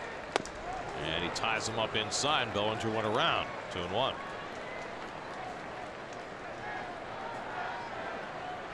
He's thrown a couple of fastballs at 98 and 99, but he hasn't had the real life on the fastball in addition to his command. Very rarely do you carry it from game to game. I mean, he was as good as we've ever seen him against the Cubs. Harder than he had at any point in his career. Bellinger pops one foul. It'll come back this way and out of play. In addition to everything else, Jake, with his 4 innings today, is second in the National League in innings pitched behind Max Scherzer. Interesting that the top 3 Cy Young candidates are all at the top of that list. Well, what's interesting about this list is that, you know, we talk about it's very rare to see teams have players that throw 200 innings anymore. But all 3 of those Cy Young candidates will. Last year, Houston Astros won the championship. Mike Fiers had the most innings, 154. The number of pitchers throwing 200 innings or more has fallen off drastically in this decade. It held steady for a long time, and you know, since 2010, going from 45 to 15 each of the last 2 years, and maybe fewer than that this year. Again, the 2-2 to Bellinger, and he fouls another one back just to our left. Let's see whose booth is next to us. Howie and Josh next to us? No, I think Charlie? I think it's Dodger Radio. Okay.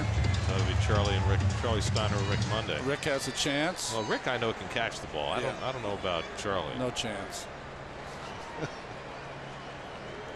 2-2 coming, and Bellinger gets ahead of that one and pulls a foul. I know that Rick is very good at catching lots of things. Yeah, right. Most famous for saving an American flag that a couple of folks were trying to burn on the field back in his playing days. See DeGrom taking his time. He's missed with a couple of breaking pitches, slider and changeup up in the zone. He needs that to be down. 8th pitch of the at bat coming to Bellinger, and he lifts that one foul. 98 from DeGrom.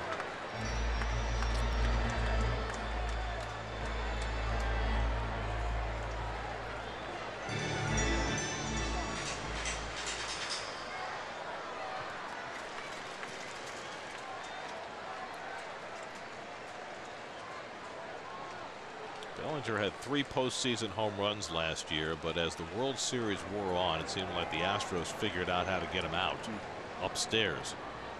And DeGrom goes upstairs to get him for the first out of the inning. 3rd strikeout of the night for Jake. That's the pitch they got him on, Gary, because Bellinger, he kind of steps in the bucket a little. So he likes that ball in, and that ball running away is the pitch that will get him out.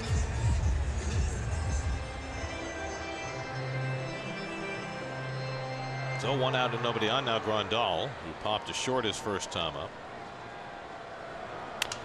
And he rolls that one down to Flores. Wilmer will take it himself. And quickly there are 2 out. 1 pitch, 1 out. Important there. And now Puig will come up with 2 out and nobody on.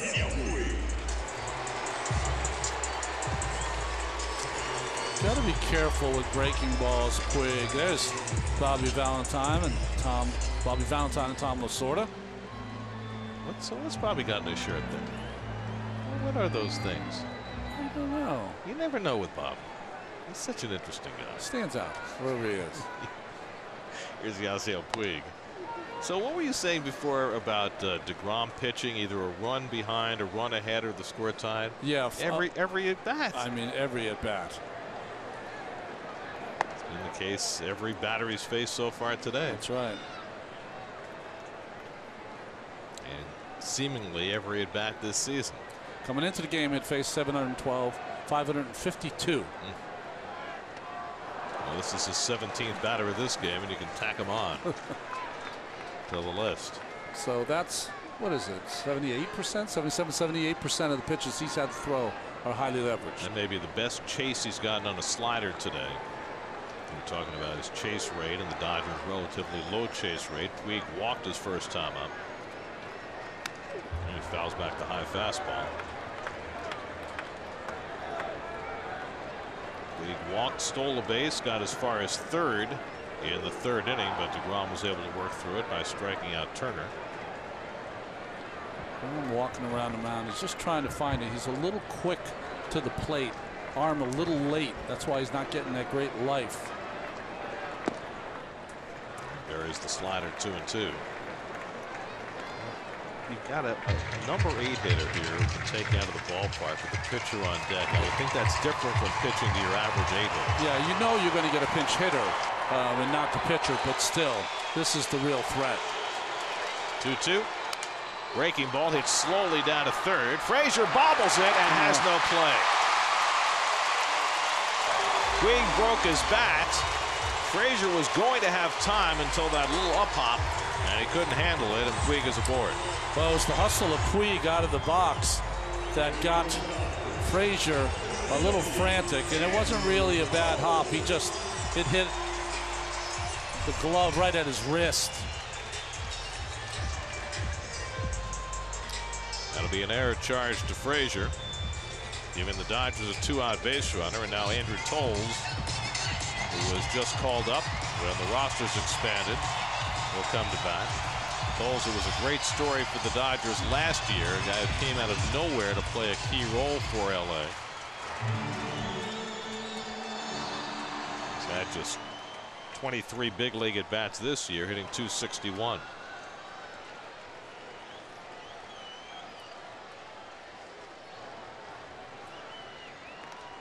Puig stole a base in the third inning, so Ron will keep a close eye on him this time.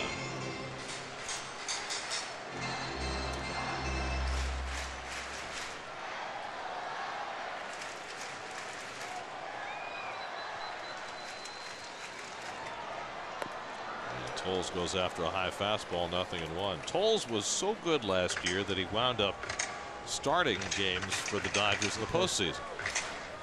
Went 6 for 13 in the LCS against the Cubs.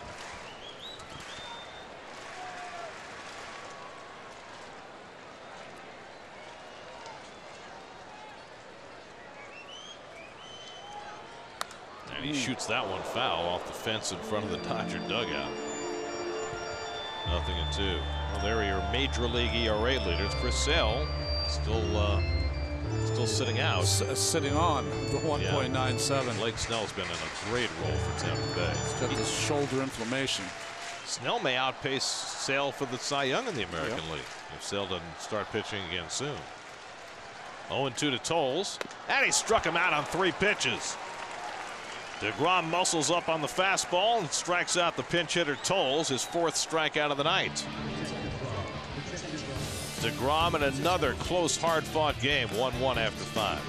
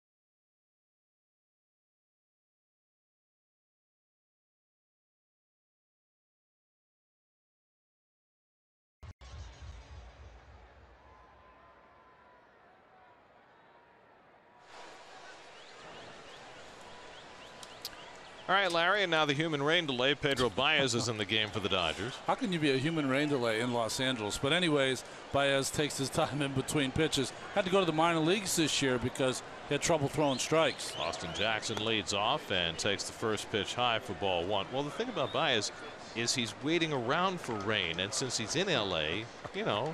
Takes some time. Yeah. He is on a good streak right now, 9 1/3 consecutive scoreless innings, but he does take an eternity, particularly with men on base. They've tried to get him to quicken his pace, but hasn't worked so far. As you can see, he still hasn't thrown his second pitch. It's ironic. Good sinker to Jackson, 1-1. You know, Gary, what's ironic about it is that in the Dodger system, he was an infielder for 6 years, and a good infielder. Hit about 250, drove in a lot of runs. Of course, had the best arm at third base. And then they converted him to a pitcher. So if anyone should know to pitch quickly, it would be a former infielder. Now in his 5th big league season, and if it hasn't happened yet, it's probably never going to happen. Toward the middle of the diamond, Muncy on the backhand and the one-hop throw. Bellinger picks it out, and Jackson retired, one away. Well, I'd have to say that Muncy has improved since the last time we saw him at Citi Field at second base. This is a fine play, and a good play on the other end by Bellinger, who's one of the best at the scoop. Keith and I were talking yesterday about Gold Glove candidates at first base in the National League, and Bellinger's probably not in the conversation as much because he's played so much outfield this year as anything else, but it's a position where there are a lot of really good gloves right now. Yeah, good athletes. Here's Wilmer, who's grounded out twice, once into a double play, and he takes a fastball strike. This one wasn't as hard because it kind of had the long hop, so he just had to kind of sit on his haunches and get it on that long hop. But see a lot of first basemen who can't make that play.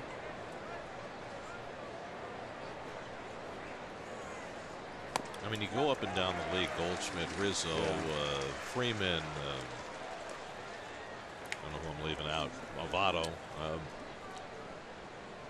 Hosmer. Do you have a guy who stands out to you? Not maybe not stands out because he's been injured. Belt is usually very good at first base. I think that's what sparked our conversation the other day. That's looped the other way, and Muncy not tall enough to get it, and Flores has a base hit. Well, the Mets have had their share of soft hits in this game.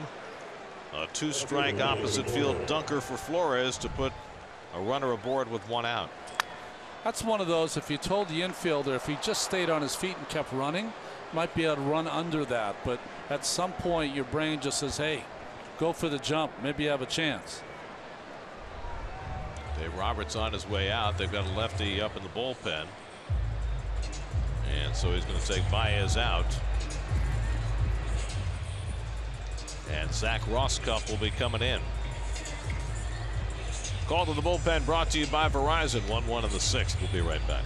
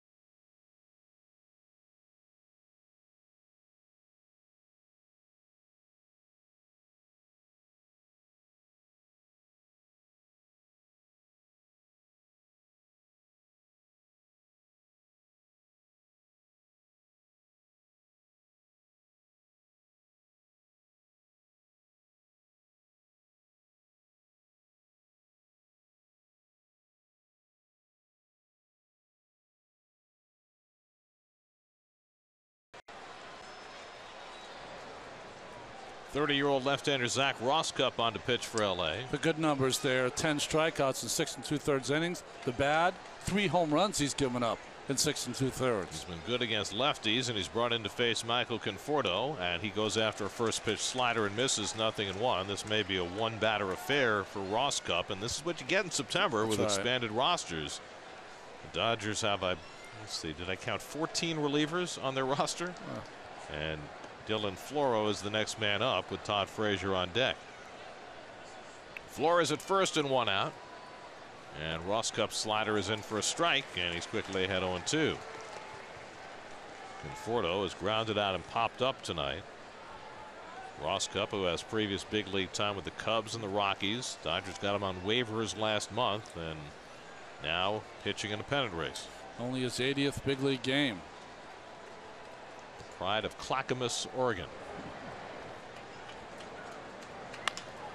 Could be a double play. The flip to Machado, the bare hand grab, but he throws it away. Conforto will stay at first. Well, that was quite an effort by Machado coming across the bag and grabbing the toss with his bare hand.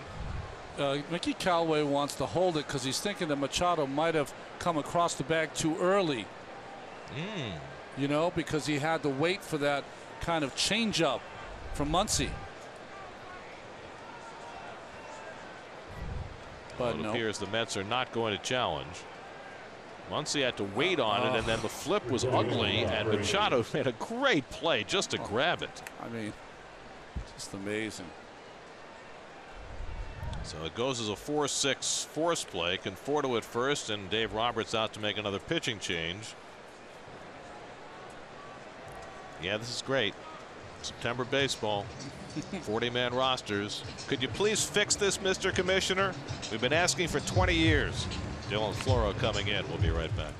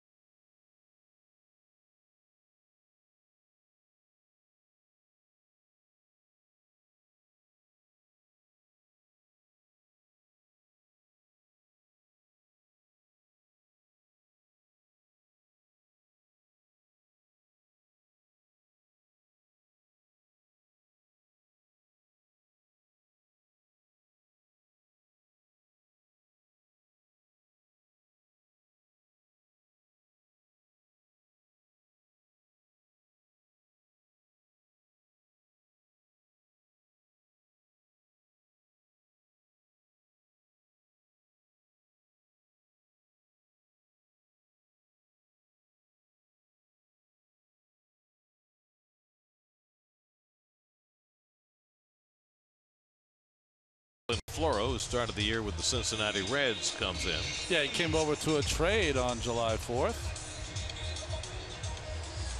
He's been good for the Dodgers. Is that James Dean and Natalie Wood? Very nice. Up in the Hollywood Hills. Old Mercedes. It's Griffith Park. That's what that is. Don't play chicken. That was more on Mulholland. Derek. Todd Frazier up with Conforto at first and 2 out. Todd has walked and struck out tonight, 0 for 1. And Floro fires one in for a strike, 0-1. Floro, a sinker slider guy, throws from the third base side of the rubber across his body, makes it very difficult against the right-handed hitters. Cal State Fullerton product. He's from the neighborhood. And he sinks one low. 1-1 to Frazier.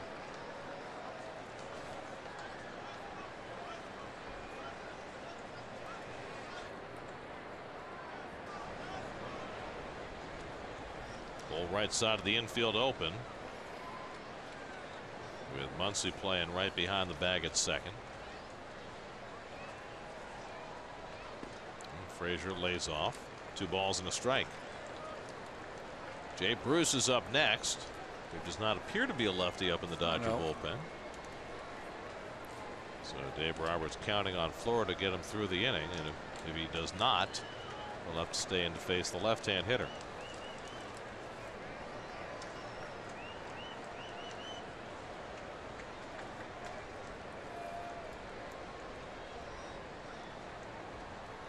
And Frazier goes after the cutter and misses, and it's 2-2.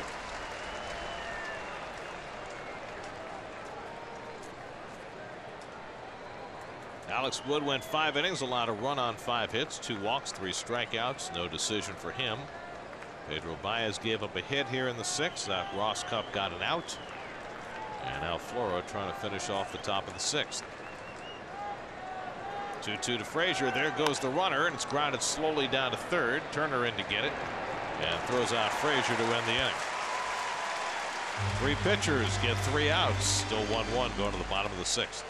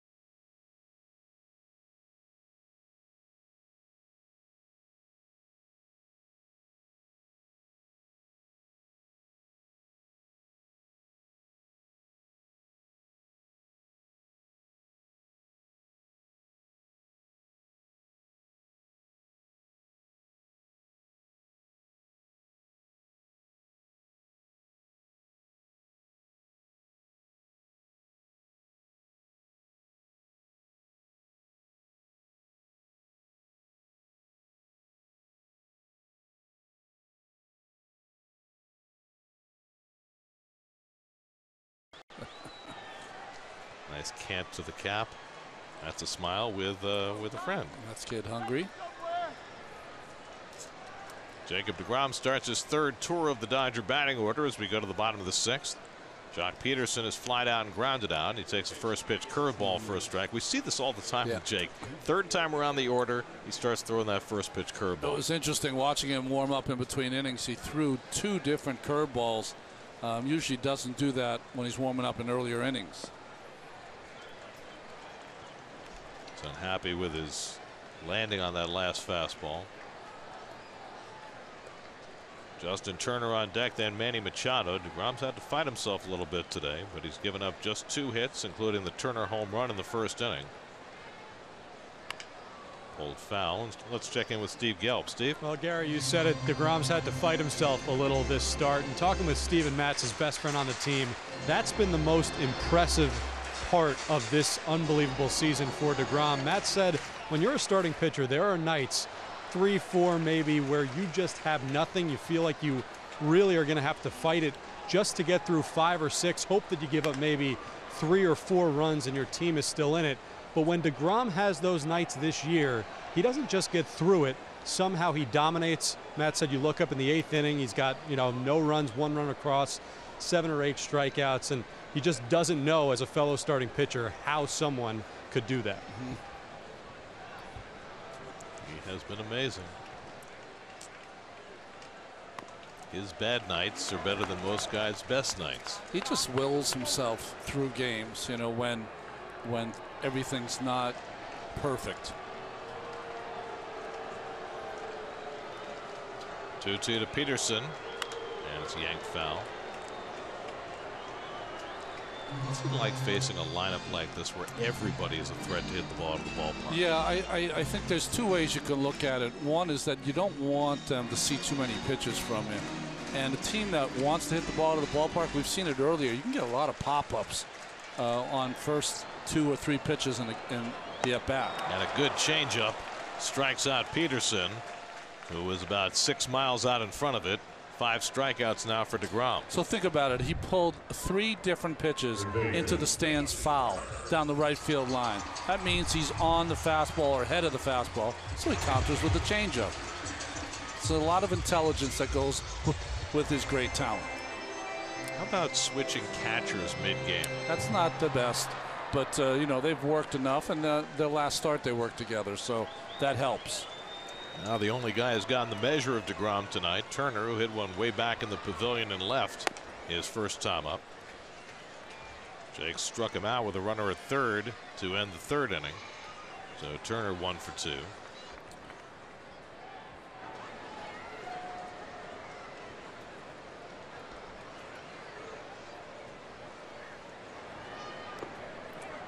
Justin lays off, and DeGrom again upset with himself. Here's that home run. He has a lot of run to his fastball, so sometimes he starts it on the inside part and runs it in on the right-hander. That one stayed true, never moved. Turner took advantage of it. I'm in a dangerous spot behind 2-0, and Turner takes off the plate, now 3-0. DeGrom has walked only 1 tonight. That was Puig leading off in the 3rd inning. Got to be able to maybe even flip in a slider here. Turner's looking to swing 3-0. Only his 3rd 3-ball count of the night. And Jake finds the outside corner for a strike, 3-1.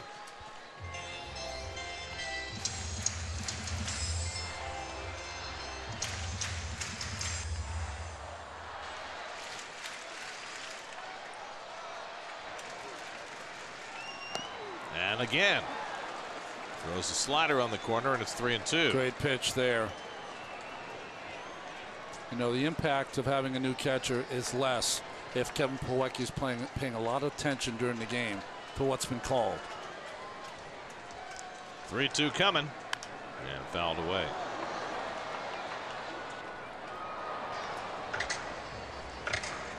A lot of pitches these first 2 at bats of the 6th inning. Jake up to 88 on the night through 5 1/3. One of those nights where he'll be happy to get through 7. Right now, just trying to battle his way through the 6th. Remember, extra day he got, though, because of the off day. And Turner fouls away another fastball.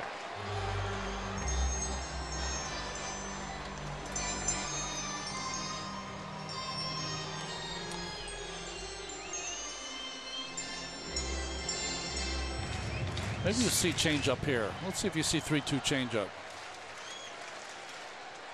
Nope, slider.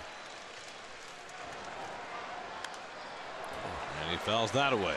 Turner is just has made himself into one of the toughest outs in the game.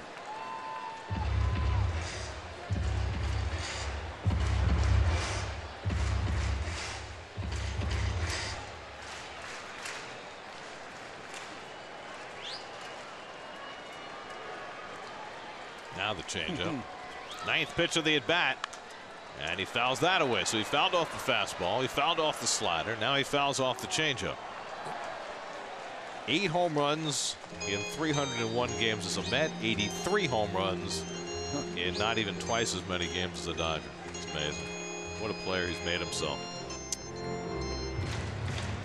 And when asked, he said the difference was the conversation he had when he was with the Mets with Marlon Byrd changed his entire outlook on how to approach hitting.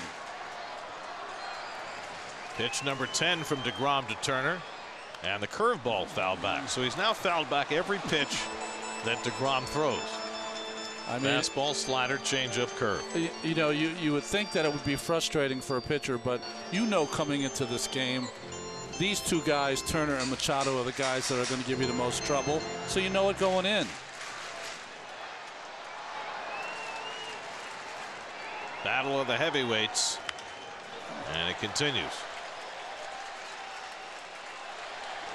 11 pitches deep, and still no result. He just wants to stay away from that fastball in because that's where he got hurt before.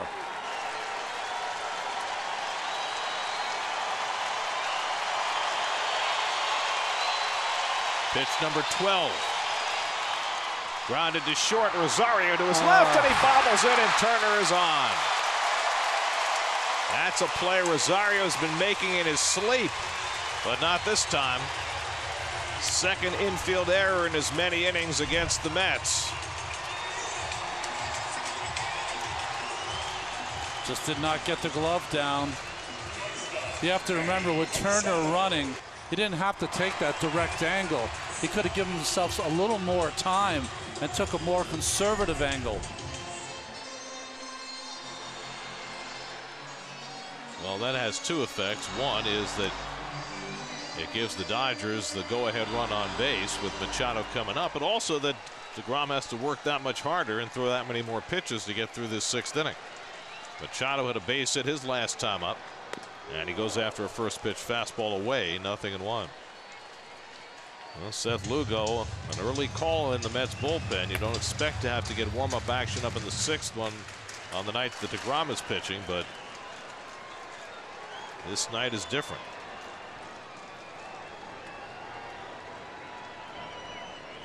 And Machado takes a big rip and comes up empty, 0-2. Good breaking ball there.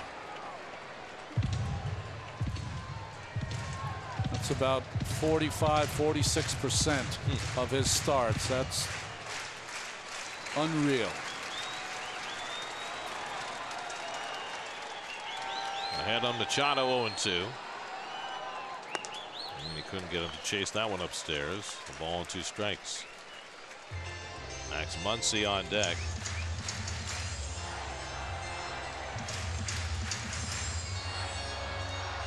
Rom is facing his 3rd hitter of the inning, and he's already thrown 23 pitches in the inning. It's a potent Dodgers offensive machine. 1-2. Fouled off.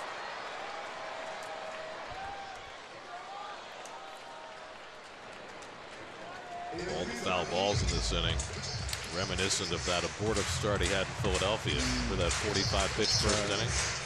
The Phillies had like 20 foul balls. If he can get himself a slider down off the plate away, get Machado to try to pull it, he could get himself a double play.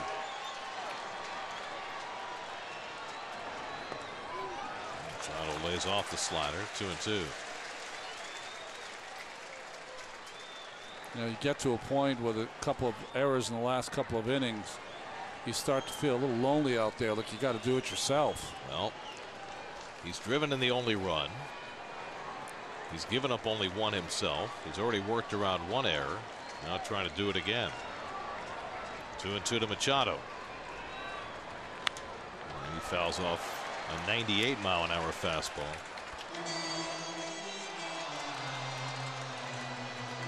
I mean, you think of all the impediments DeGrom has had to overcome this year, right? Lack of offense, lack of defense, lack of bullpen help, and yet has remained stoic through all of it. There's the spray chart on Machado.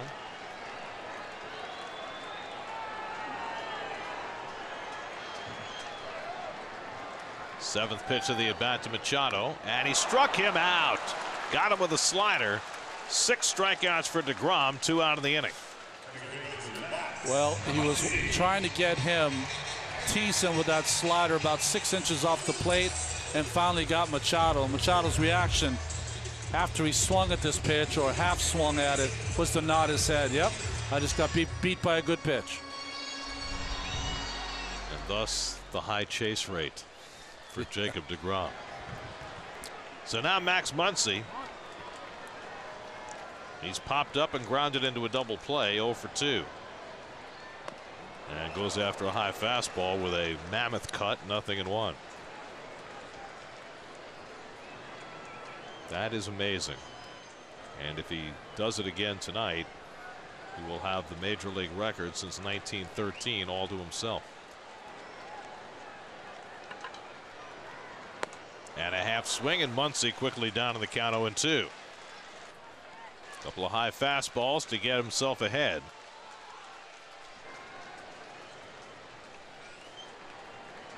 Alex Verdugo, the rookie center fielder, would be next. Rom's allowed just 2 hits tonight, but he's had to battle his way through. 0-2 to Muncy.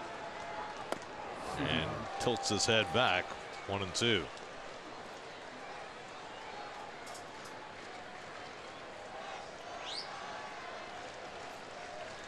One man trying to lift an entire ball club on his shoulders every 5 days.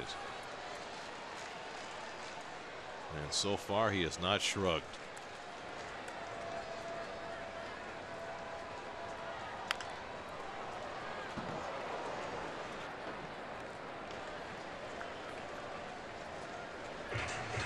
He's doing it on fumes right now. You can just tell by his body language.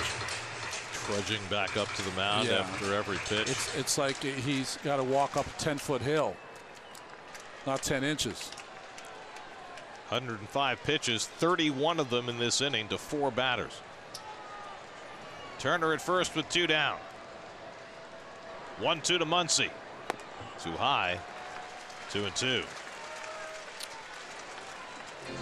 Boy, one time a game, he usually saves that backdoor slider for a strikeout when he needs it.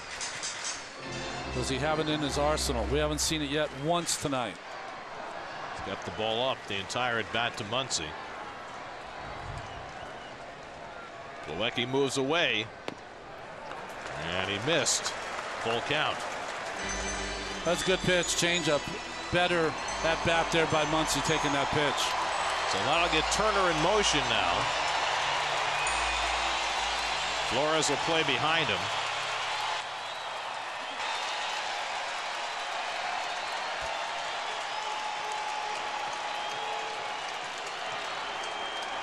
Three-two. Ripped. Foul.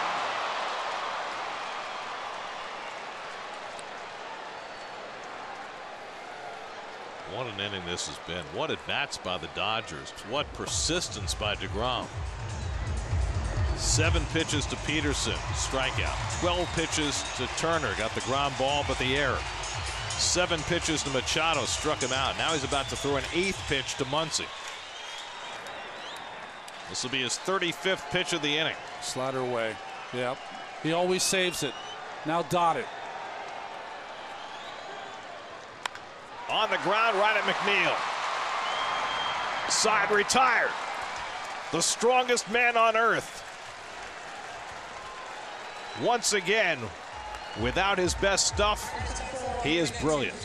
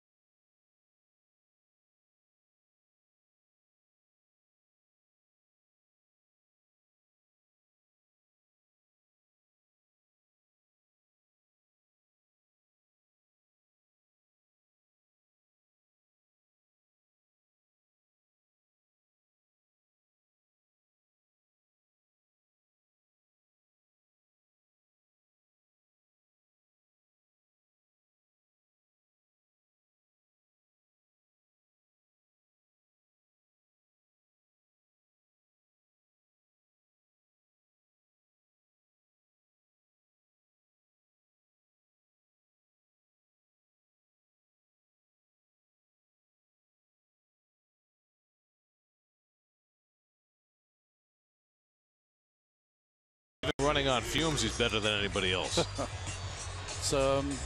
It's impressive when he's at his best or even when he's not. Kike Hernandez in at second base and Scott Alexander in at the game. Alexander's had a good year for this ball club. He is a ground ball specialist from the left side. So Muncy came out. Hernandez goes in the 9 hole.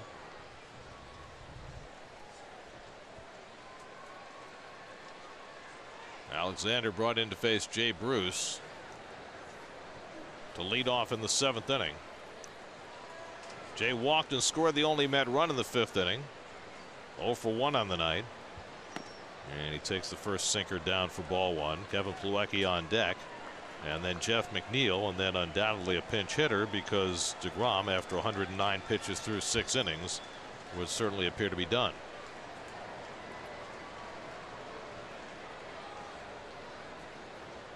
If you're wondering about Jake's ERA, it goes down marginally, but it stays at 1.68. Still the best in baseball after 1 earned run in 6 innings. And assuming he's done, he's now set a major league record, 25 straight starts, 3 runs or fewer.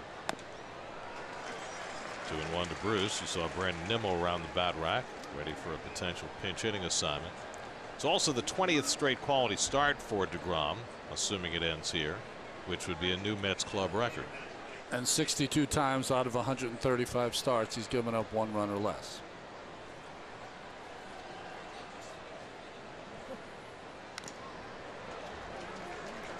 Tom Seaver had a string of 19 straight quality starts in 1973. This would be Jake's 20th straight quality start, 6 innings or more, 3 runs or fewer.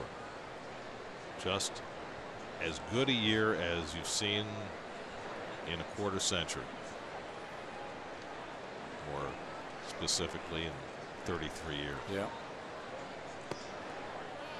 And Alexander misses with a slider, and he runs the count full to Bruce, who had a similar at bat against Wood in the 5th inning. Plawecki getting ready for his first plate appearance. Devin Mesoraco left the game with neck and back stiffness, so that's a recurring theme for him. And Bruce takes strike 3 called, and he knew it. Fastball got him looking for the first out in the 7th. Kind of a high sinker by Alexander, caught a lot of the plate.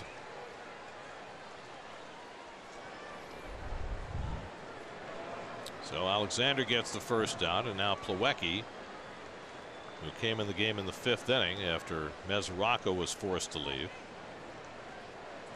Plawecki missed the entire weekend in San Francisco on paternity leave. Last played in the final game in Chicago on Wednesday, went 1 for 5. And he takes the pitch down from Alexander, ball 1. Tonight's starters brought to you by People's United Bank. Each allowed only a run. DeGrom got through 6. Every DeGrom outing is impressive in its own way. This one was remarkable for his persistence on a night when clearly he was not at his best. I mean, each start you could take and write a textbook on how to pitch with your best stuff, with not best stuff, under duress. And against different kinds of lineups, yeah. Right? I mean, last time out he faced the Cubs, probably the best offensive team overall in the league, high batting average team. Here facing a home run hitting unit. Most dangerous team. Right? And that last inning was remarkable because he faced 4 batters and threw 35 pitches to 4 batters and got through it without a walk or a hit. And a mortal pitcher would frustration would set in. And, you know, having to work around errors each of the last 2 innings and face that many more batters, throw that many more pitches. So witnessing something truly, truly special. Looks like you just ran a marathon.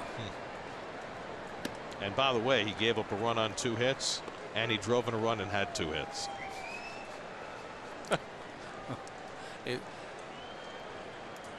You either don't know whether to laugh or cry, to tell you the truth. Well, he's got a chance to get a win, but only if the Mets can get him a run here in the 7th. 3-2 to Plawecki, and he grounds one slowly, and that'll go foul.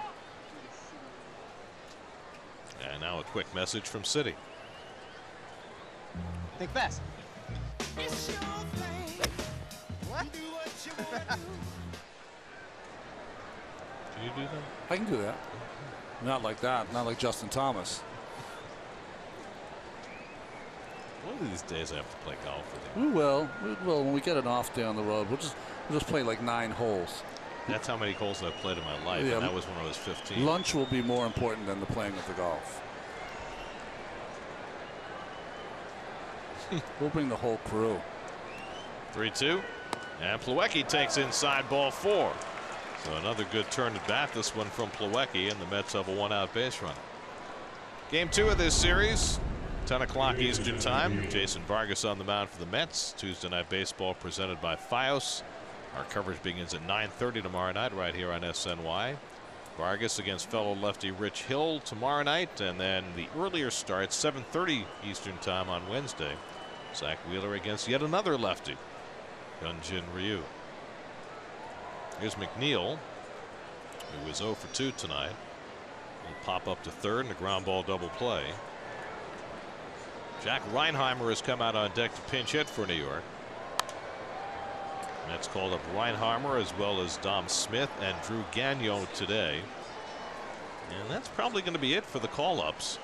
The only guy the Mets will get back, not a call-up, but a DL return, is Anthony Swarzak, who pitched an inning for Brooklyn today and probably should be back by the start of the homestand on Friday. And the Mets will be done with their call-ups. Most notable non-call-up, Peter Alonso, finished his minor league season with a bang today. The last game the Mets would ever play, AAA in Las Vegas, Alonso hit a walk-off home run. What a magical season he had. 36 home runs, 119 RBIs. He'll be heading for the Arizona Fall League. McNeil takes a fastball just outside, 2-1. You know, we didn't mention before McNeil, who went to Long Beach State. This is you get nervous when you play in Dodger Stadium for the first time. Ryan Madsen, acquired from the Nationals in recent days, up in the Dodger bullpen.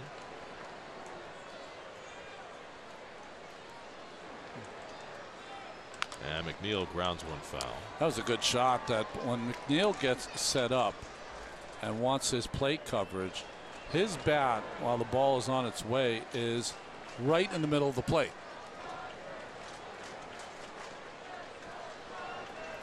So not really any stride. He is sitting right where he wants to be for plate coverage right before the pitch comes. Watch the butt end of his bat where it's at, right when he's ready to go. So right over the middle of the plate. A little floater, and that gets into center field for a base hit. Plawecki pulls in at second. McNeil making 2-strike contact, got it past Hernandez into center, and the Mets have 2 men on.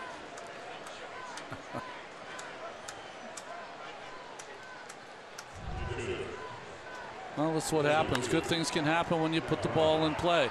Not hit particularly hard, jam shot by McNeil, but the Mets are in business.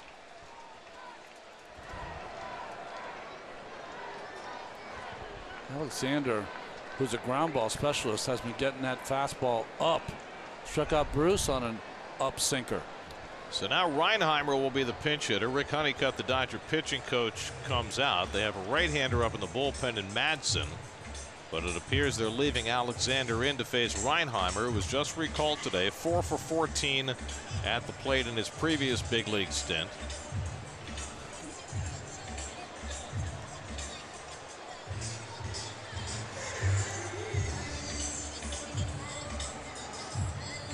Check in with Steve. Mentioned the fact that Jeff McNeil, this is a big deal for him playing at Dodger Stadium. You have no idea how big of a deal it is for him. Grew up an insane Dodgers fan, had a friend who had season tickets who came here all the time. And actually, when he was playing well in the minor leagues this season and thought early on, you know what, I might get a September call-up, the first thing he did was check the Mets September schedule and was elated to find out that they were playing here this late.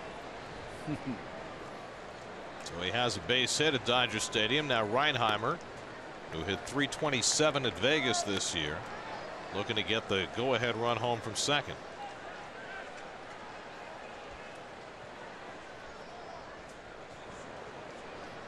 Plawecki at second, McNeil at first with 1 out. And Reinheimer grounds one to short. Machado's going to go to third to get the force there for the second out. Smart play by Machado. Slowly hit ball, no chance to turn two. And he picks off the lead runner. So now it's left to Ahmed Rosario with 2 out and 2 on. Again, interesting they would have Madsen up and not bring him in for this string of right-hand batters. Especially when they double switched for Alexander and wanted him to be out there. Now they just announced that it was not a double switch. Oh, okay. And that would mean they only brought Hernandez in because that tightens up their defense. So I assumed the double switch. Okay. Yeah, well, so did I. But they just announced on the press box PA a moment ago that it's straight up.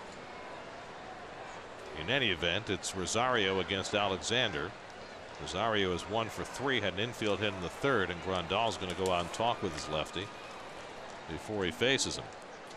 Well, he had 2 runners on, and Alexander's gotten the most double plays of any reliever in the game. So that's partly the reason he was left in the game there, to get a ground ball. He got it, but it only produced 1 out.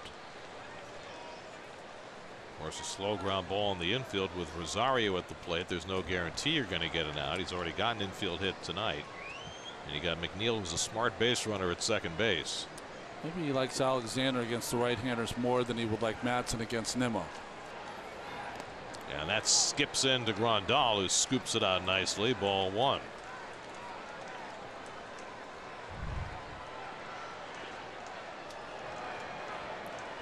Boy, good play by.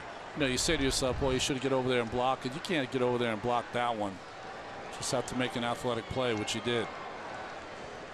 Rosario's been the Mets' best hitter against lefties, hitting .275 against him, other than McNeil, but he hasn't been here that long. McNeil hits everybody, apparently. I agree with you about if they had brought Madsen in to face Reinheimer, he would have seen Nimmo, but they're not going to bat for Rosario. No, exactly. So that makes it a kind of a puzzling move, considering how freely Roberts has already gone to his bullpen in this game.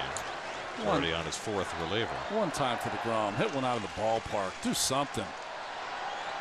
Off speed, hit over the bag, smothered by Turner. He has no play, and the bases are loaded.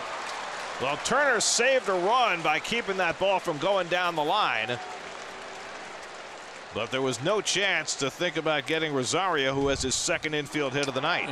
You talk about defensive plays that are made all the time. How about the ones that do not produce an out, but because of the hustle and the fine athletic talents of Turner, keeps that ball in the infield? I mean, one run scores for sure, and with Reinheimer's speed, maybe 2. That's right. If that ball gets down the line. So it's left to Austin Jackson with the bases loaded. McNeil now at 3rd, Reinheimer at 2nd, and Rosario at 1st. Jackson is 1 for 3 tonight. A base hit over the first base bag back in the 1st inning. Bases loaded, 2 down. And Jackson hits it right at the second baseman Hernandez, and that retires the side. And Jacob deGrom, another night, he will not get a win despite allowing only 1 run. Groundhog Day. Still tied at 1.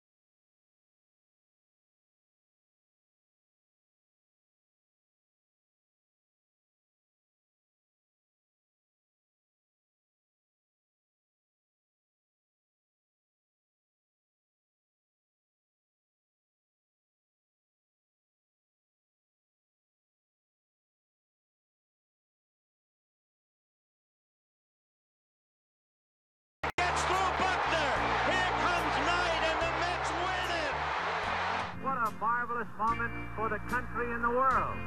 A black man is getting a standing ovation in the Deep South for breaking a record of an all-time baseball idol. In a year that has been so improbable, the impossible has happened. The unmistakable sound of Vin Scully, who retired after the 2016 season after 67 years behind the Dodger microphone. No one will ever even come close to equaling what Vin Scully accomplished in his career, both with his voice and with his incredible grace.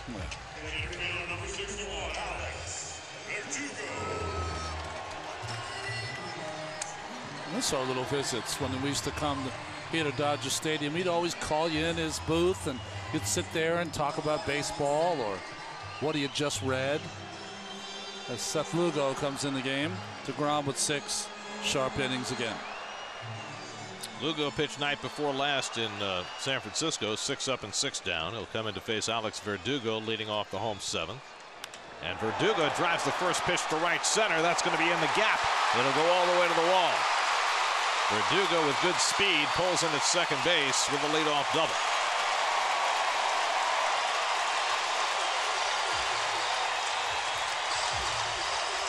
So Verdugo just called up yesterday, a surprise addition to the lineup for the Dodgers tonight, and he delivers just their 3rd hit of the game. Yeah, this kid's got some talent. First pitch fastball all over it.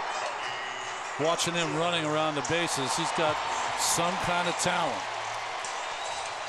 and emotion. Fastball up, a pitch that DeGrom used against Verdugo in this game. Lugo doesn't get away with it. So now the go-ahead run in scoring position with nobody out, and Cody Bellinger at the plate. Bellinger has fouled out and struck out 0 for 2.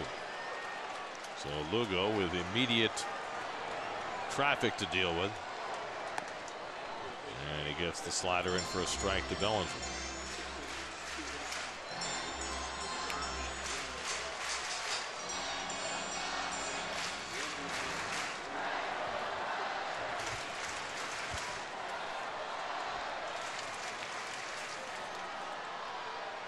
And Bellinger shoots one foul, 0-2. Well, you can see he is all pull, and that's what he's trying to do in this situation. Although 0-2, now he's just trying to put the ball in play. How do you counter that? If you're going to go soft, it's got to be out of the strike zone. It's got to be swing and miss stuff. That fastball up and away is the pitch to stay with. Lugo ahead of him 0-2. And it's hit sharply, base hit. Verdugo to third. He'll be held up there as Conforto gets it in quickly. So back-to-back base hits for the Dodgers against Seth Lugo. Bellinger going the other way on a 2-strike pitch. And LA has first and third and nobody out. You know, you just got to make a better pitch 0-2. You work so hard to get ahead in the count. You want that ball, if it's coming inside, if you don't make a perfect pitch, it's got to miss inside. And just a mistake from Seth. There's a case where a young base runner didn't know where the shift was. It's a clean hit right off the bat. So buoyancy for the Dodgers with DeGrom out of the game. They were held in check for 6 innings, but now they sense their opportunity. First and third and nobody out for Grandal, who's popped up and grounded out. Grandal 1 for 2 in his career against Lugo. And a first pitch curveball misses inside for ball 1. So DeGrom, for his 2nd straight start, gave up 1 run and drove in the only run the Mets scored while he was in the game. I mean, how often does that happen?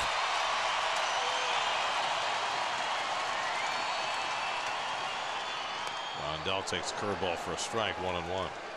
Jake tonight, 6 innings, 1 run, 2 hits, a walk, 6 strikeouts, 109 pitches. ERA goes down slightly, but stays officially at 1.68.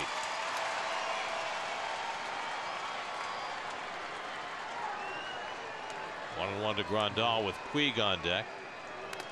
And he fouls back the up and in slider. 1-2.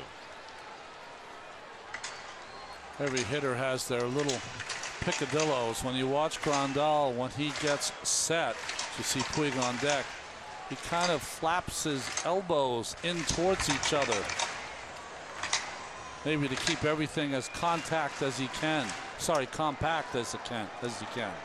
Joe Morgan used to flap just the left elbow right. to remind him to keep it up. Here's the 1-2. And a foul tip held for strike 3. There's a big out for Lugo as he gets Grandal with the fastball for the first out. Well, just threw it by him outstairs.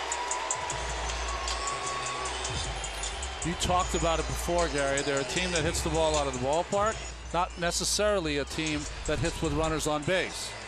Well, for the season, 244 is a team with runners in scoring position, and far worse than that with 2 out.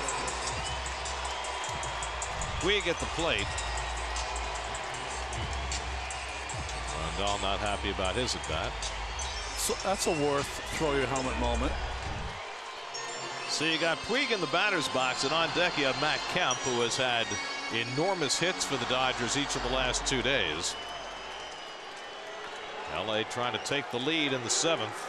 1st and 3rd and 1 out. Puig has walked and reached on an error. And takes the first pitch, fastball inside.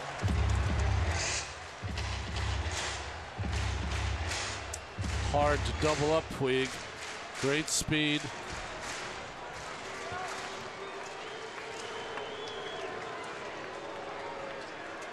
Bellinger can run at first.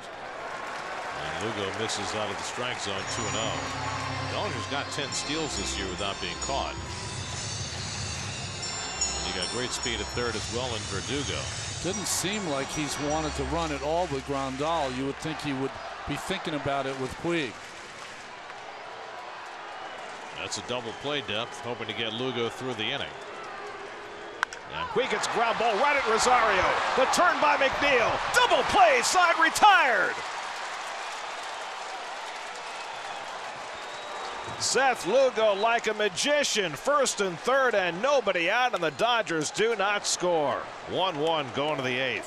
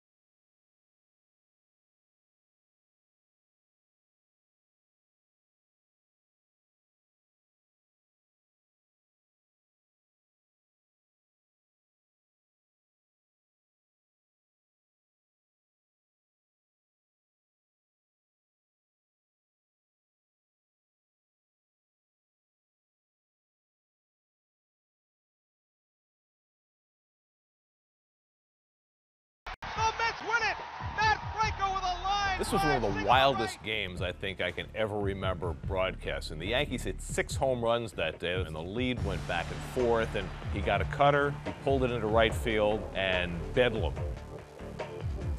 Gary Cohen's 30th anniversary series presented by Spectrum continues as he brings us back to 1999 and an incredible walk-off win against the Yankees. Changes for the Dodgers. David Freese comes in to play first base. He'll bat 9th. Cody Bellinger moves from first base to center field. Alex Verdugo moves from center field to right field. And Kenta Maeda, who did such a great job for the Dodgers last year out of the bullpen in the postseason, now back in the bullpen again. You know, when Kenley Jansen had the heart issue scare, Kenta Maeda went into the bullpen because they needed help out there. He did it last year, and looks like he's going to stay there for the rest of the year this year. What a game this has been. 1-1 as we start the 8th. Both teams had huge opportunities to score in the 7th, but both were cast aside. Mets loaded the bases, but came up empty. The Dodgers had first and third, nobody out. They failed to score against Lugo, and so we start fresh in the 8th. Maeda, the 6th Dodger pitcher of the night.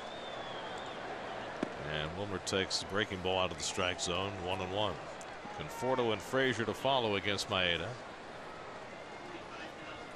Maeda, who won 16 games 2 years ago, very capable starting pitcher, but he definitely has an uptick in his stuff when he pitches out of the bullpen. Velocity and a harder slider. His 8th relief outing after 20 starts. And he gets ahead on Flores 1-2.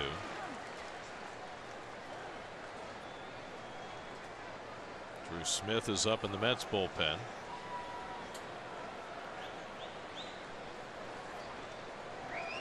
Maeda in his 3rd year with the Dodgers after a long career for the Hiroshima Carp in the Japanese Central League. 1-2 to Flores, and he lifts one to center field. Bellinger waiting for it to come down. 1 out.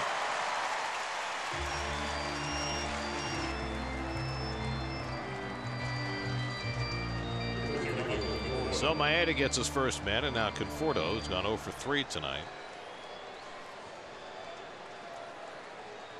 Conforto has 5 career at bats against Maeda with a couple of hits.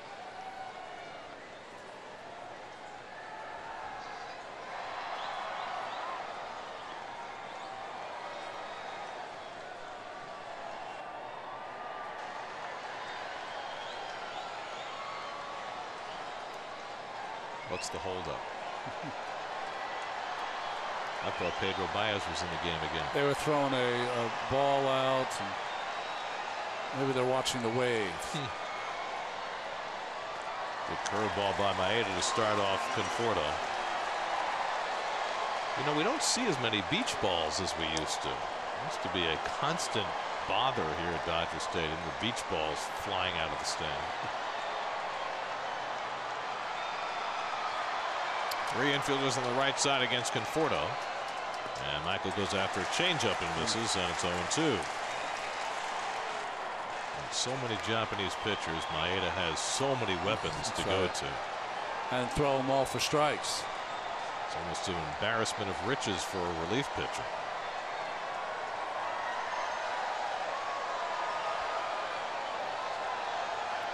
They're doing the wave. Bounces away from Grandal. 1-2. They do know it's a 1-1 game in the 8th, right? And that their team is battling for first place. This is an enormously important game for the Dodgers. Can you imagine a Citi Field crowd in a similar circumstance doing the wave?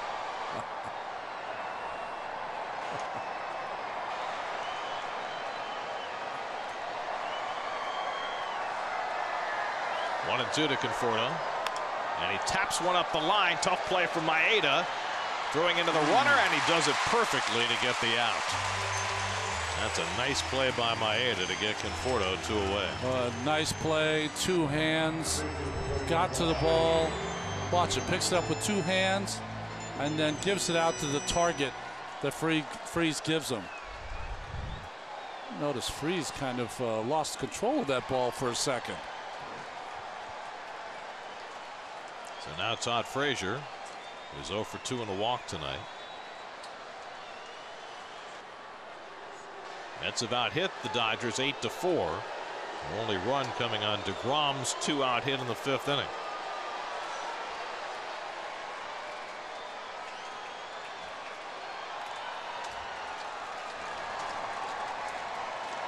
Around the majors presented by Cadillac. Franmil Reyes, 2 home runs, a 3-run homer, and a solo shot. And has the Padres in front of the Diamondbacks 4-1 as they play in the 8th. Diamondbacks lost their last 3 at Dodger Stadium and now in danger of a 4th consecutive loss. They started the day a game behind the Dodgers. Frazier takes it a little bit high, a fastball, 1-1. It was Brian Mitchell who started that game for the Padres. Remember how awful he looked against the Mets earlier this year? Yeah. He went 5 innings, allowed just 2 hits.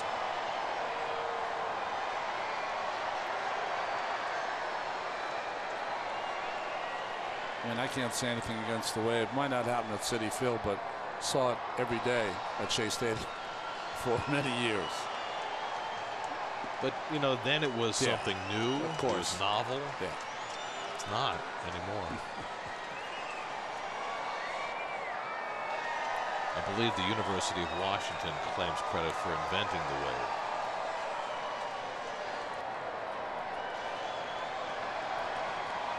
Two-one coming to Frazier, and the curveball bends in for a strike.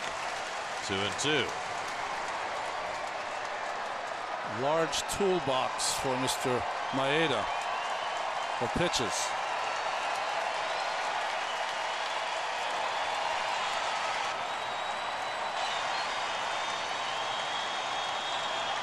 Two-two coming, and it's in on his fists, and he fouls it away. 94 from Maeda. He's definitely getting an uptick in velocity pitching out of the bullpen. Yeah, absolutely.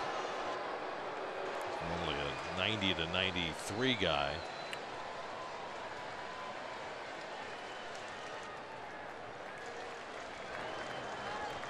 Jay Bruce would be next. Frazier batting with 2 out and nobody on.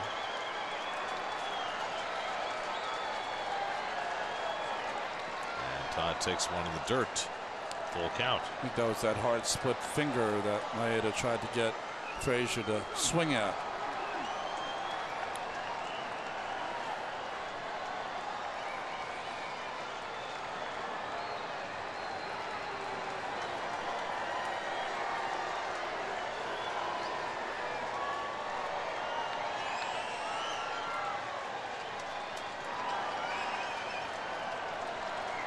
Seventh pitch of the at bat from Maeda to Frazier. And Todd pops one foul. And that'll go into the seats out of play. So the Dodgers have used Ross Cup and Alexander from the left side. I'm just looking up and down their bullpen. They do have the switch pitcher, Pat Venditti, in the bullpen. So if they needed another lefty, they could go in that direction with Bruce on deck. But there's nobody up now. They're counting on Maeda to get through the inning.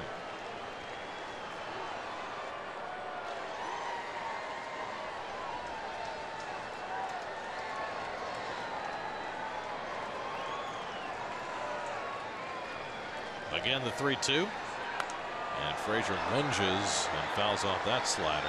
It's the second time he's lost control of his bat. It looked like Cologne swinging from out under his helmet.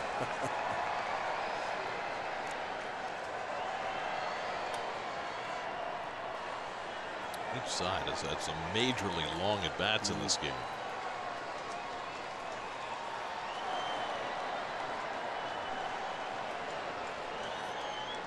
See, Cologne would have caught his helmet. Frazier just couldn't get it. Might not have made contact either. But I don't think Bart would dive into the stands for a foul ball either. No. Hit down to third. R2 hopper handled by Turner. Low throw and scooped out by Freese to retire the side. So Maeda sets the Mets down 1-2-3 in the top of the 8th. Still a 1-1 ball game.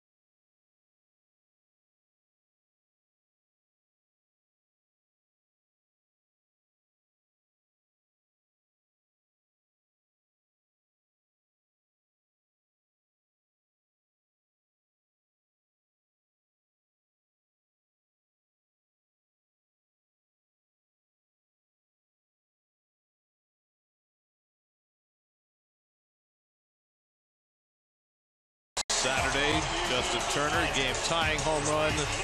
Matt Kemp, go-ahead home run in the bottom of the 8th. And that propelled the Dodgers to a 3-2 win over the Diamondbacks. Last night it was Kemp again, this time with the walk-off hit, a 2-run double.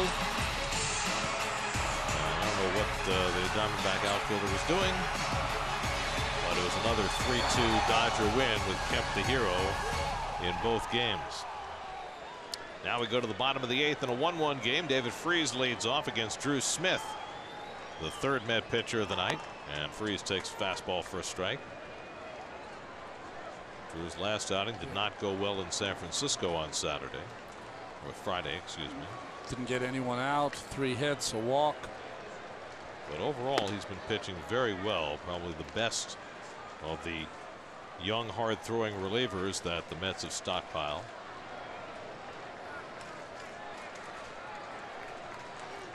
Freese just came over from the Pirates a couple of days ago. He's already made a start for the Dodgers. Gives him another right-handed bat. Veteran presence down the stretch. I mean, Utley they had last year. Remember they had Utley and Curtis Granderson on the bench. They certainly fortified themselves with the deal for Machado, and then they brought in Brian Dozier, who's sitting tonight, and now Freese as well. 1-2 coming, and a check swing. He went around on the curveball from Smith. So Smith has a strikeout to start his night, 1 away. Coming up tonight after the postgame show, it's Geico Sports Night. Scherzer pitched as well as DeGrom tonight. Peter Alonso finishing off the Vegas season. And there's football news as well on Geico Sports Night tonight after the postgame right here on SNY. Now Jock Peterson is 0 for 3 tonight. Flied out, grounded out, struck out.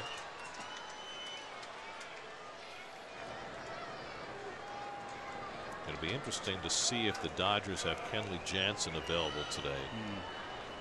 Yesterday, Dave Roberts tried to stay away from Jansen and then wound up bringing him in one batter into the 9th inning. So I don't know whether Jansen is available today or not. He's in the dugout, which is probably a sign that he's not. Fastball strike to Peterson, 1-1. Managing his arm, his innings, his heart issue. I mean, the heart thing is scary, right? Yeah. He's had the issue before, but it's been a weird season for Jansen anyway. Got off to a terrible start this year, blew a couple of saves early. And then when he came back, he wasn't, he had a hard time getting it going. Gave up a couple of home runs.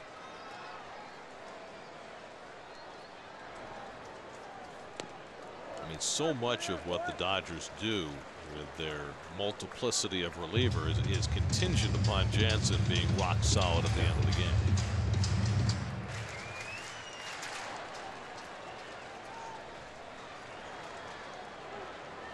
Peterson takes a hack at 98 and fouls it off 2-2. You know who did a great job for the Dodgers for a while before his elbow shut him down again was Eric Goodell. Yes, he did. Former Met. He had a really good year, but he's had such recurrent elbow problems throughout his career, and his season appears to be over. Every season is about the same for Eric. He pitches well and then has to go on the disabled list. 2-2 to Peterson, and he gets a hold of one out to right field. Bruce going back onto the warning track near the wall to make the catch. I don't know what that shrug was, whether Jay lost that ball for a moment, but he found it in time to make the grab for the second out. You watch him here. I guess he's just calling for it. Yeah, he's just calling demonstratively that he wanted to catch that. The way he put his arms out, I was afraid he had lost it for a moment, but that was not the case. She thought it was out. She was hoping. Well, Justin Turner's accounted for the only Dodger run tonight. That came in the first inning when he launched his 12th home run of the year. He's 1 for 3. Smith has retired the first 2 in the 8th, and now Turner shoots one down the right field line foul. 0-1.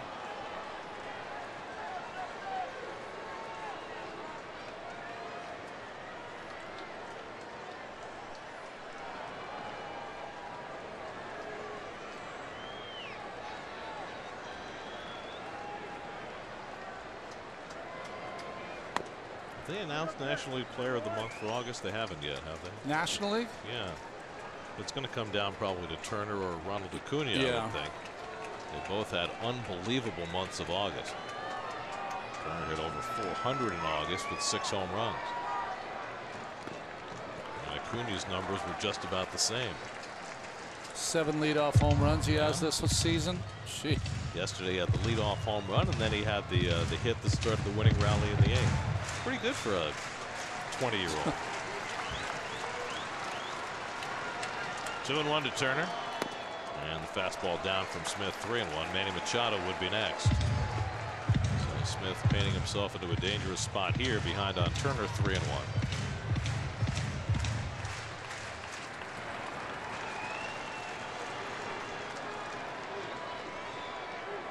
And Turner grounds one foul. And he came right after him on 3-1. Kept it down.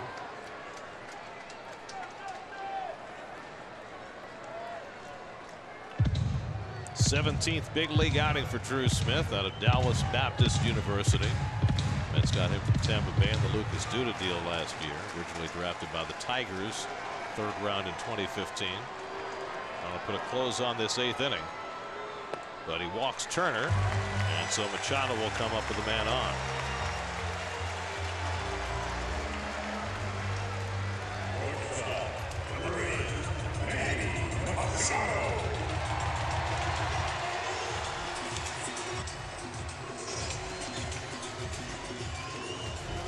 Machado is 1 for 3 tonight. Singled back in the 4th inning. DeGrom struck him out with a slider his last time up. Dodgers have had only 4 hits tonight. 2 against DeGrom and then 2 against Lugo. Got into and out of trouble in the 7th. Now Smith trying to negotiate the 8th. Daniel Zamora, the left-hander, is up in the Mets bullpen.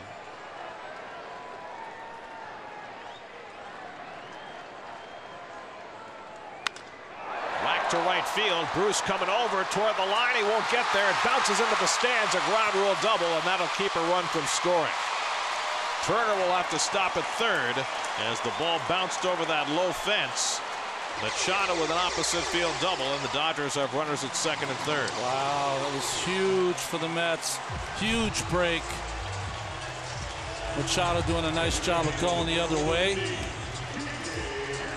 And once that hit, see it hit on the kind of in between the green grass and that warning track, and it just propelled it into the stands. Yeah, that fence is about 4 feet high, so it eats up a lot of balls that would normally hit the wall and stay in play. So now Kike Hernandez will come up for the first time in the game. Came on for defense to replace Muncy in the 7th. Dodgers had a golden chance to score in the 7th. Now they've got another chance in the 8th. Eric Hanhold, who's yet to make a big league appearance, is up alongside Zamora. And a first pitch curveball in for a strike from Smith. 0-1 to Hernandez.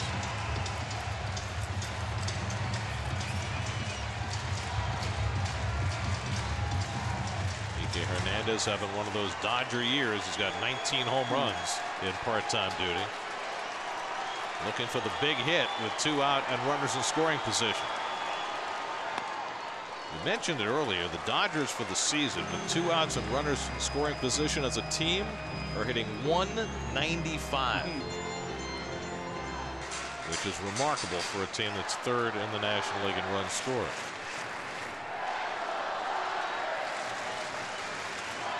1-1 from Smith, and a half swing and a miss on the curveball. And Drew is ahead on Hernandez, 1-2. Well, you mentioned that this was the 17th outing for Smith. This is the most curveballs I've ever seen him throw in an outing. Something they have been encouraging him to make more use of. When you throw 98, it's hard to be convinced to throw anything else. Well, the hitters will let you know.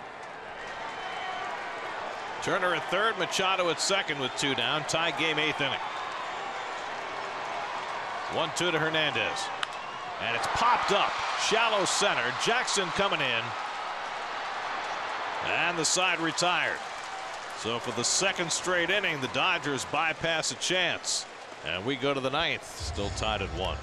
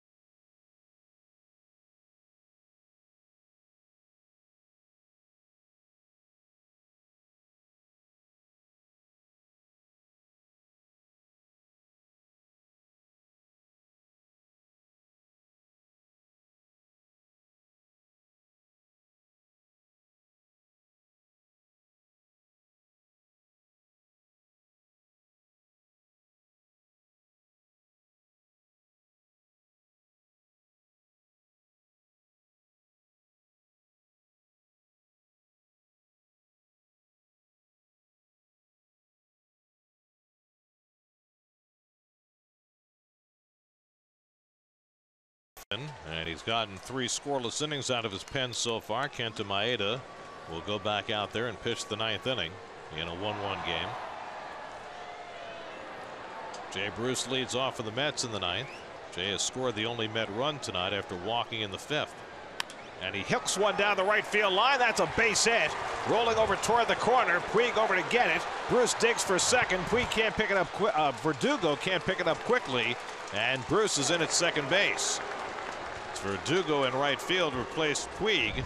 And Bruce legs out a double, and the Mets have the leadoff man on second base to start the 9th. First pitch changeup for Maeda, and Verdugo kind of took his time to come back on that ball, but once he didn't pick it up clean, he knew he wouldn't have a play on Bruce. We'll see how the Mets play it here. You got Plawecki at the plate, McNeil on deck. Plawecki walked in his only plate appearance in the 7th after taking over for Devin Mesoraco, left with back and neck stiffness. Would you think about bunting with Plawecki? I wouldn't bunt. We've seen him bunt before. The reason being is Bruce just doesn't have a lot of speed. It has to be a perfect bunt by Plawecki. I think you take 3 shots to try to score him from second. Do you want him trying to hit the ball to the right side? If you can. Machado trying to keep Bruce close at second, and Plawecki does square and takes it off the plate for ball 1.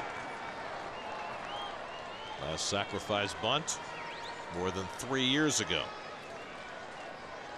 Takes a look down at Glenn Sherlock to see if the bunt is still on. I think they should let him take a swing. If the bunt is still on, remember Maeda is a very good fielder.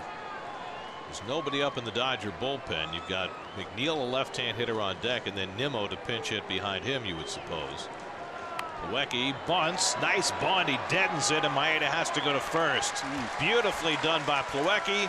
His first sacrifice bunt in more than 3 years, and he does it perfectly. 1-4 on the sacrifice gets Bruce to third. And now Jeff McNeil will try and get the run in. Well, it's interesting how things have almost come full circle for the Mets since the beginning of the season, when bunts were not even thought of, and now in a close game just trying to get a win, it becomes a big part of the game. Well, this next guy is one of the reasons why it's changed. Yeah. Become much more of a contact hitting team. Dodgers bring the infield in to face McNeil. who is 2 for 2 thus far, getting a runner in from third with less than 2 out, not trying to get the lead run in the 9th inning. McNeil is 1 for 3 tonight. And a pitch at his feet, and it hit him. And that'll put runners at first and third, and Nimmo will come up to pinch hit. So McNeil is hit by the pitch. Well, the combination there, you know that he hangs over the dish. 2, you know he wants to swing at the first pitch, and that ball inside clipped him.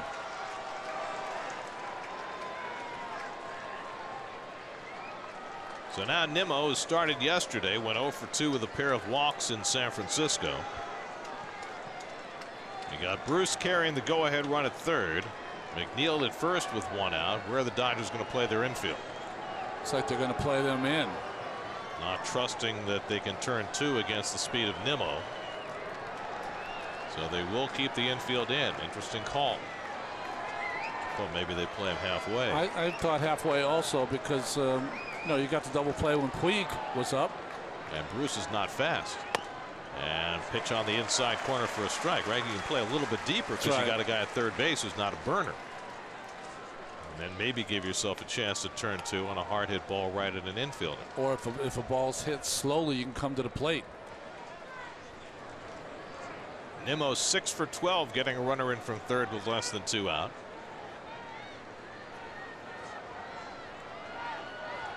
And Brandon fouls back the fastball, and now Maeda's ahead of him 0-2.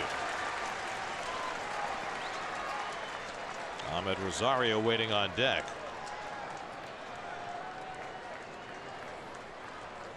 That's had their big chance in the 7th. Rosario got a 2-out hit that might have been an extra base hit, but for the heroics of Justin Turner, who saved a run and maybe 2. Dodgers have had their chances each of the last 2 innings and have been stymied. Now it's the Mets' turn to try and grab the lead.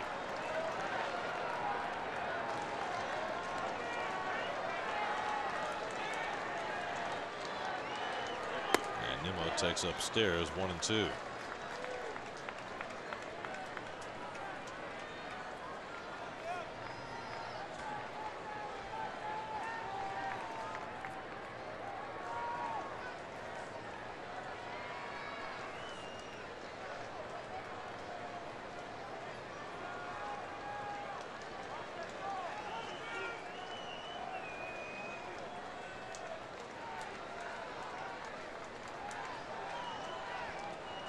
One-two coming. Off the plate with the off-speed pitch. 2-2.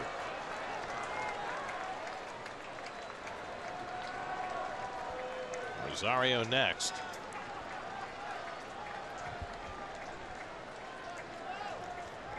McNeil had a big fake at first base like he was going to run. Robert Gazelman hoping for a save chance.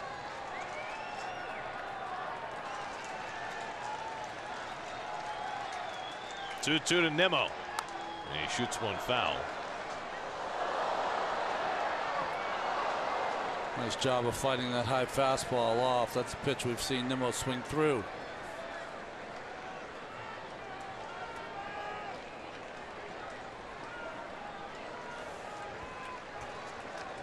Brandon established when he first came up 2 years ago that he can be a useful bat off the bench. One of the reasons he stuck around as long as he did, even when he wasn't playing a lot as a young player. This year he's 2 for 11 as a pinch hitter, including a home run.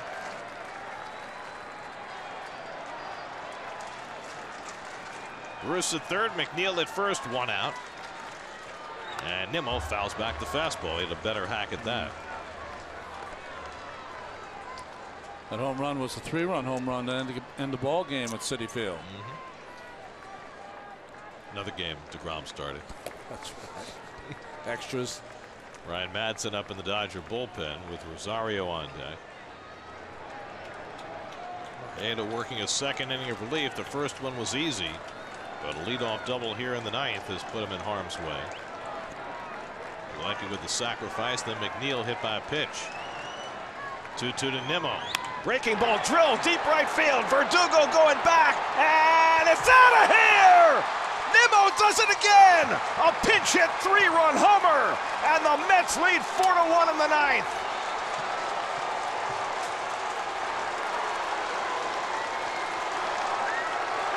number 16 for the happiest man in baseball.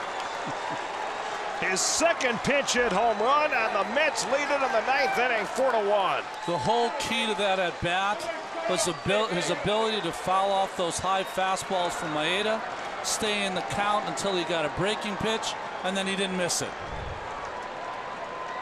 Trying to come in with the little slider down and in, he left it down middle, and Nimmo got it all.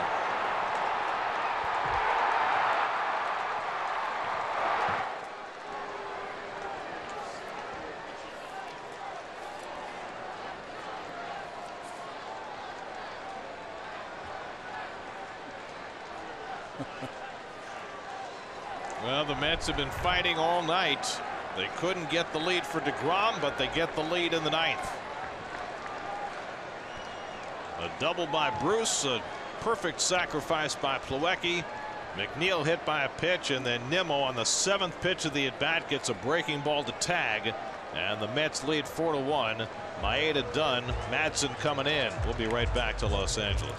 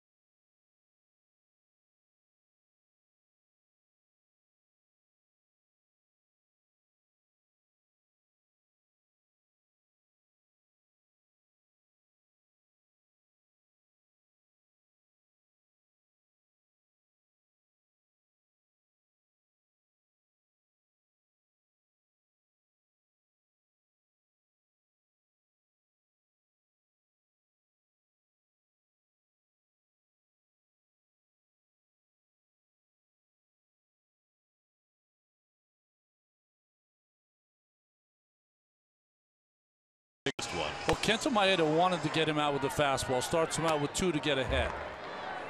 And then he tried to use the top part of the strike zone, threw him 1 off-speed pitch, and then came back with 2 high fastballs that Nimmo was late on, that he barely fouled off, and he changed and went for the slider. Now Ahmed Rosario greets Ryan Madsen with a base hit. First pitch thrown by the 38-year-old Madsen in his second outing for the Dodgers, and Rosario's got his 3rd hit of the night.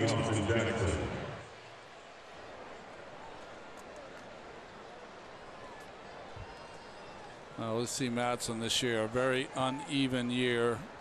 All of it spent in, well, most of it spent in Washington. Pitched 2/3 of an inning for the Dodgers over the weekend against Arizona, and now his second outing in a Dodger uniform. Austin Jackson at the plate, 1 for 4. See if Rosario takes off. Madsen certainly has that in mind. Rosario's been doing so much more running lately. 17 steals now on the year. I'll just credit Nimmo with all the hard work, because that's a pitch upstairs when he was behind 0-2 that we see him swing under all the time, and he's worked hard to get on top of that. That kept him in the at-bat.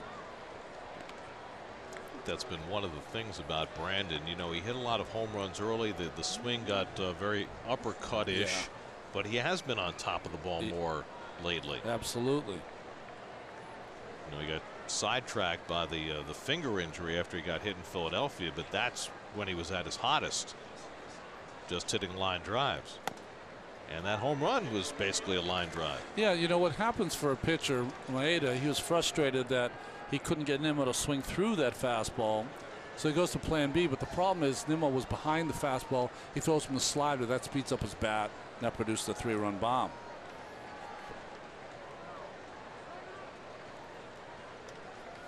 Those runs belong to Drew Smith, who's now pitcher of record on the long side. He's in line for his first ever major league win.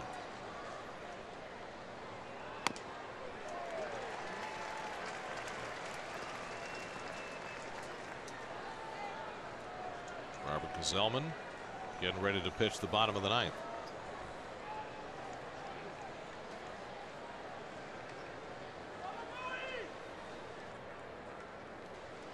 Oh, 0-2 to Jackson with Flores on deck. And Madsen buries one in the dirt, 1-2. In acquiring Madsen, they're trying to have Madsen fill the role that was filled so beautifully last year by Brandon Morrow. Morrow now on the disabled list with the Cubs. I don't know if they're going to get him back.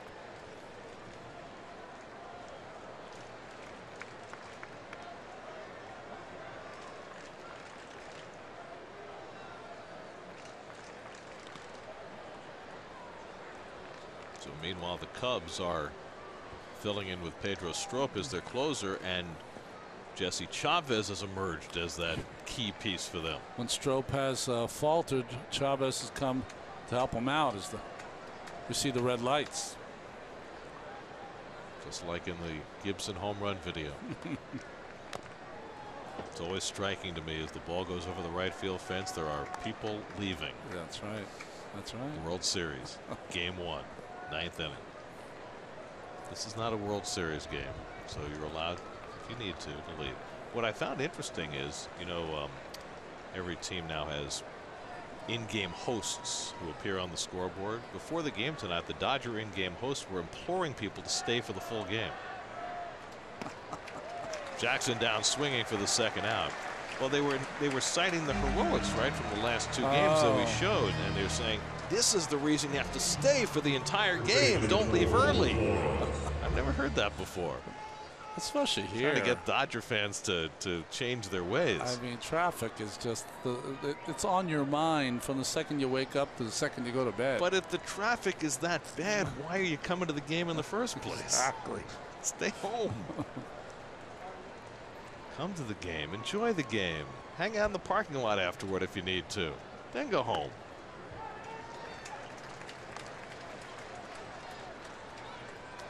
For a while, they couldn't even watch the game on TV. Well, that's why they had to come.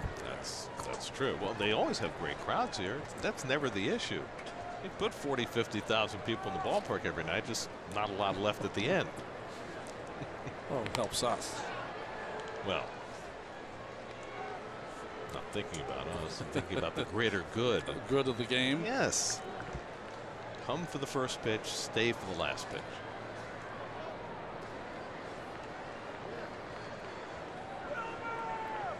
Rosario at first with 2 out, lengthens out his lead a bit, not going, and Wilmer fouls it off, and it's 0-2. Flores had a base hit in the 6th inning, 1 for 4 on the night. In the bottom of the ninth, the Dodgers will have Verdugo, Bellinger, and Grandal due up. Pitcher spot due up 4th in the inning. They still have Chase Utley on the bench. They still have Matt Kemp on the bench. They still have Brian Dozier on the bench. There's a lot of bats on the bench. Every team. Another one drilled off the fence in front of the dugout. That's a couple of those tonight. Remember when there were no fences in front of the dugout? Whoa. Yeah, I played when there was no fences. You had to be heads up. Well, there was no railing to lean on then. What'd you do with no railing to lean on? I used to sit at the very, very end of the dugout. You used to do that, but you were the only one who could do that. What did everybody else do? I don't know. I didn't care. I had my spot. There goes Rosario. The throw by Grandal is high, and Rosario has another stolen base, his 18th of the year. Just getting better and better at getting jumps, 4 or 5 steps in. The look in. Still going to have to work a little bit on the slide, I mean, because he left a little early. More of a belly flop than a slide. You know, the longer you stay on your feet, of course, the faster you'll go. It's not only that, you know, he is not a low to the ground runner. You think about the way Ricky Henderson ran on stolen bases. He was so low, and so he could get into that head for a slide. Rosario's more of a straight up and down runner, so that head for a slide is less effective. I honestly would work this offseason, or ask him to work on a pop-up slide. Slide where he just slides feet first. That would be a better slide for him.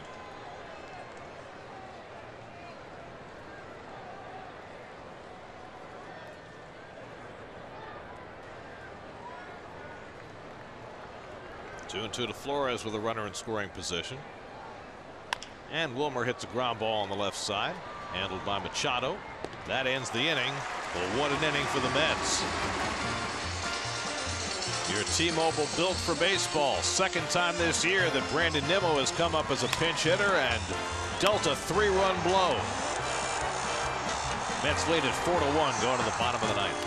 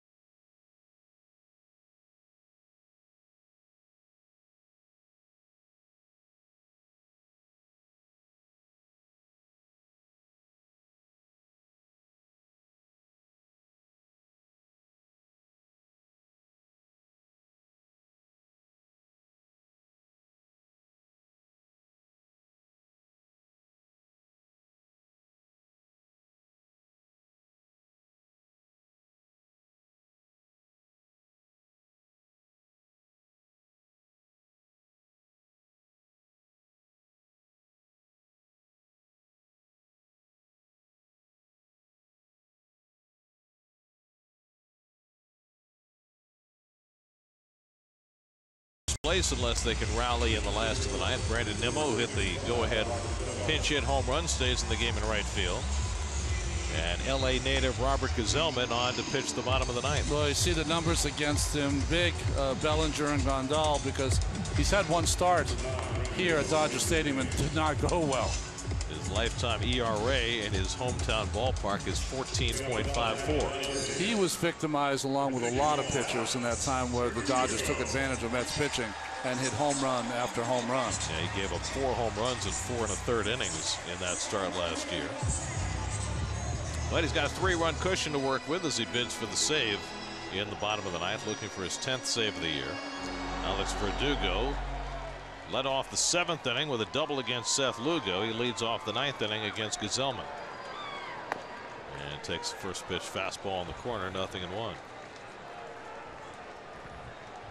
Both Lugo and Smith got into and out of trouble. Lugo in the 7th, Smith in the 8th. And the curveball misses to Verdugo, 1-1. Lugo gave up a double to Verdugo, a single to Bellinger. Dodgers at first and third, nobody out, but Lugo struck out Grandal and got Puig on a double play.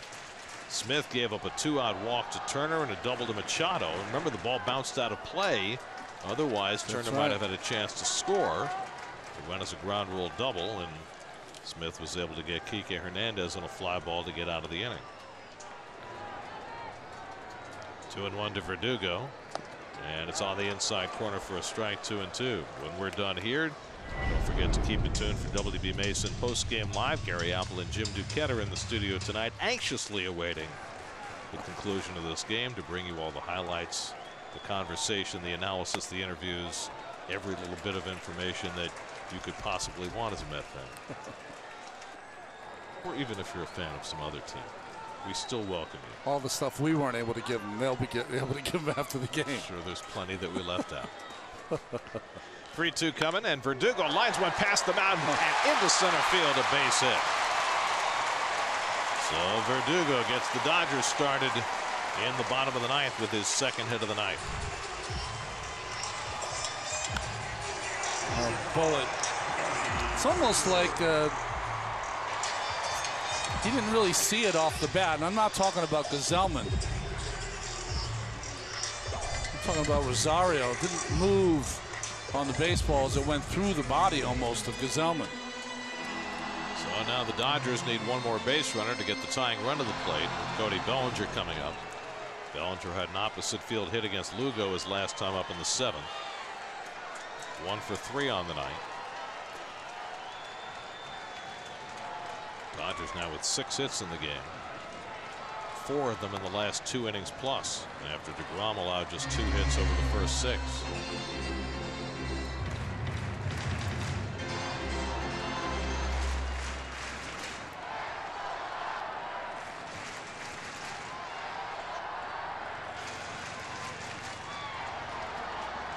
He's staying inside, and Bellinger takes the slider at his feet, 1-1. Watch SNY Mets games on the go on any device with live streaming presented by Verizon. Just visit SNY.TV or download the NBC Sports app today for live streaming coverage of every SNY Mets game.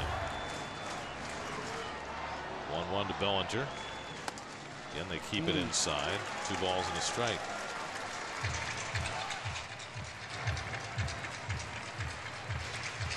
Monty Grandal on deck. Pitcher spot behind him.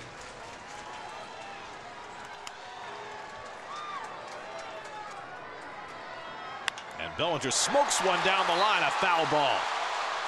Bellinger protesting to first base umpire Ryan Blakeney.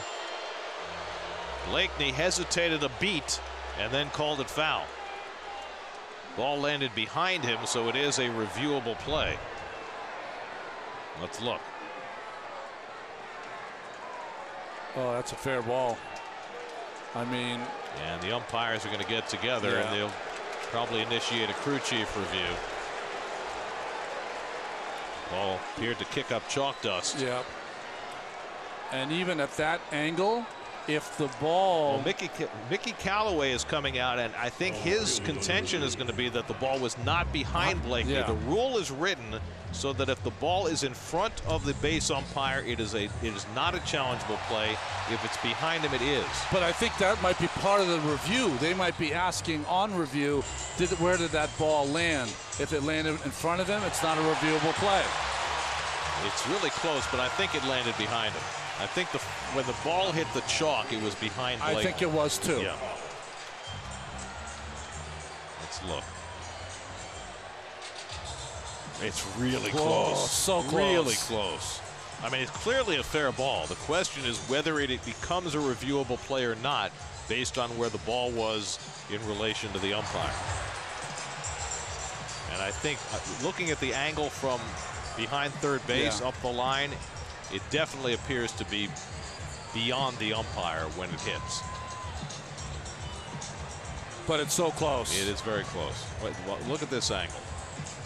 Yeah, it's beyond him. I don't think there's any question. Okay. It's close, but I think it's definitely reviewable. I think it's definitely fair, and I think the Dodgers are going to have runners at second and third. Yeah, where do you put the runners, I right? think that's what they're going to have to do. And they're going to put runners at second and third. So it's a double for Bellinger, and the Dodgers are in business in the ninth.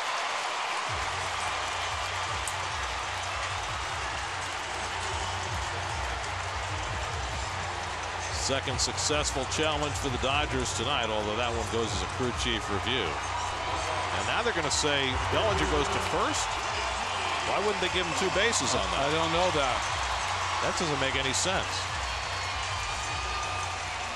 I mean, it's to the discretion of the replay umpires, and I don't know how they would determine that wouldn't be a double. Did the ball, we didn't watch the ball as it went down the line. Did it kick straight out, sometimes as it will, and not go all the way down the line? Well, what it does is it keeps the double play in order, first and third and nobody out, with Grandal up as the tying run in a 4-1 game. And Grandal takes the first pitch high for ball 1. Matt Kemp is out on deck to pinch hit. Kemp is out the heroics for the Dodgers each of the last 2 days and might be in line for some more.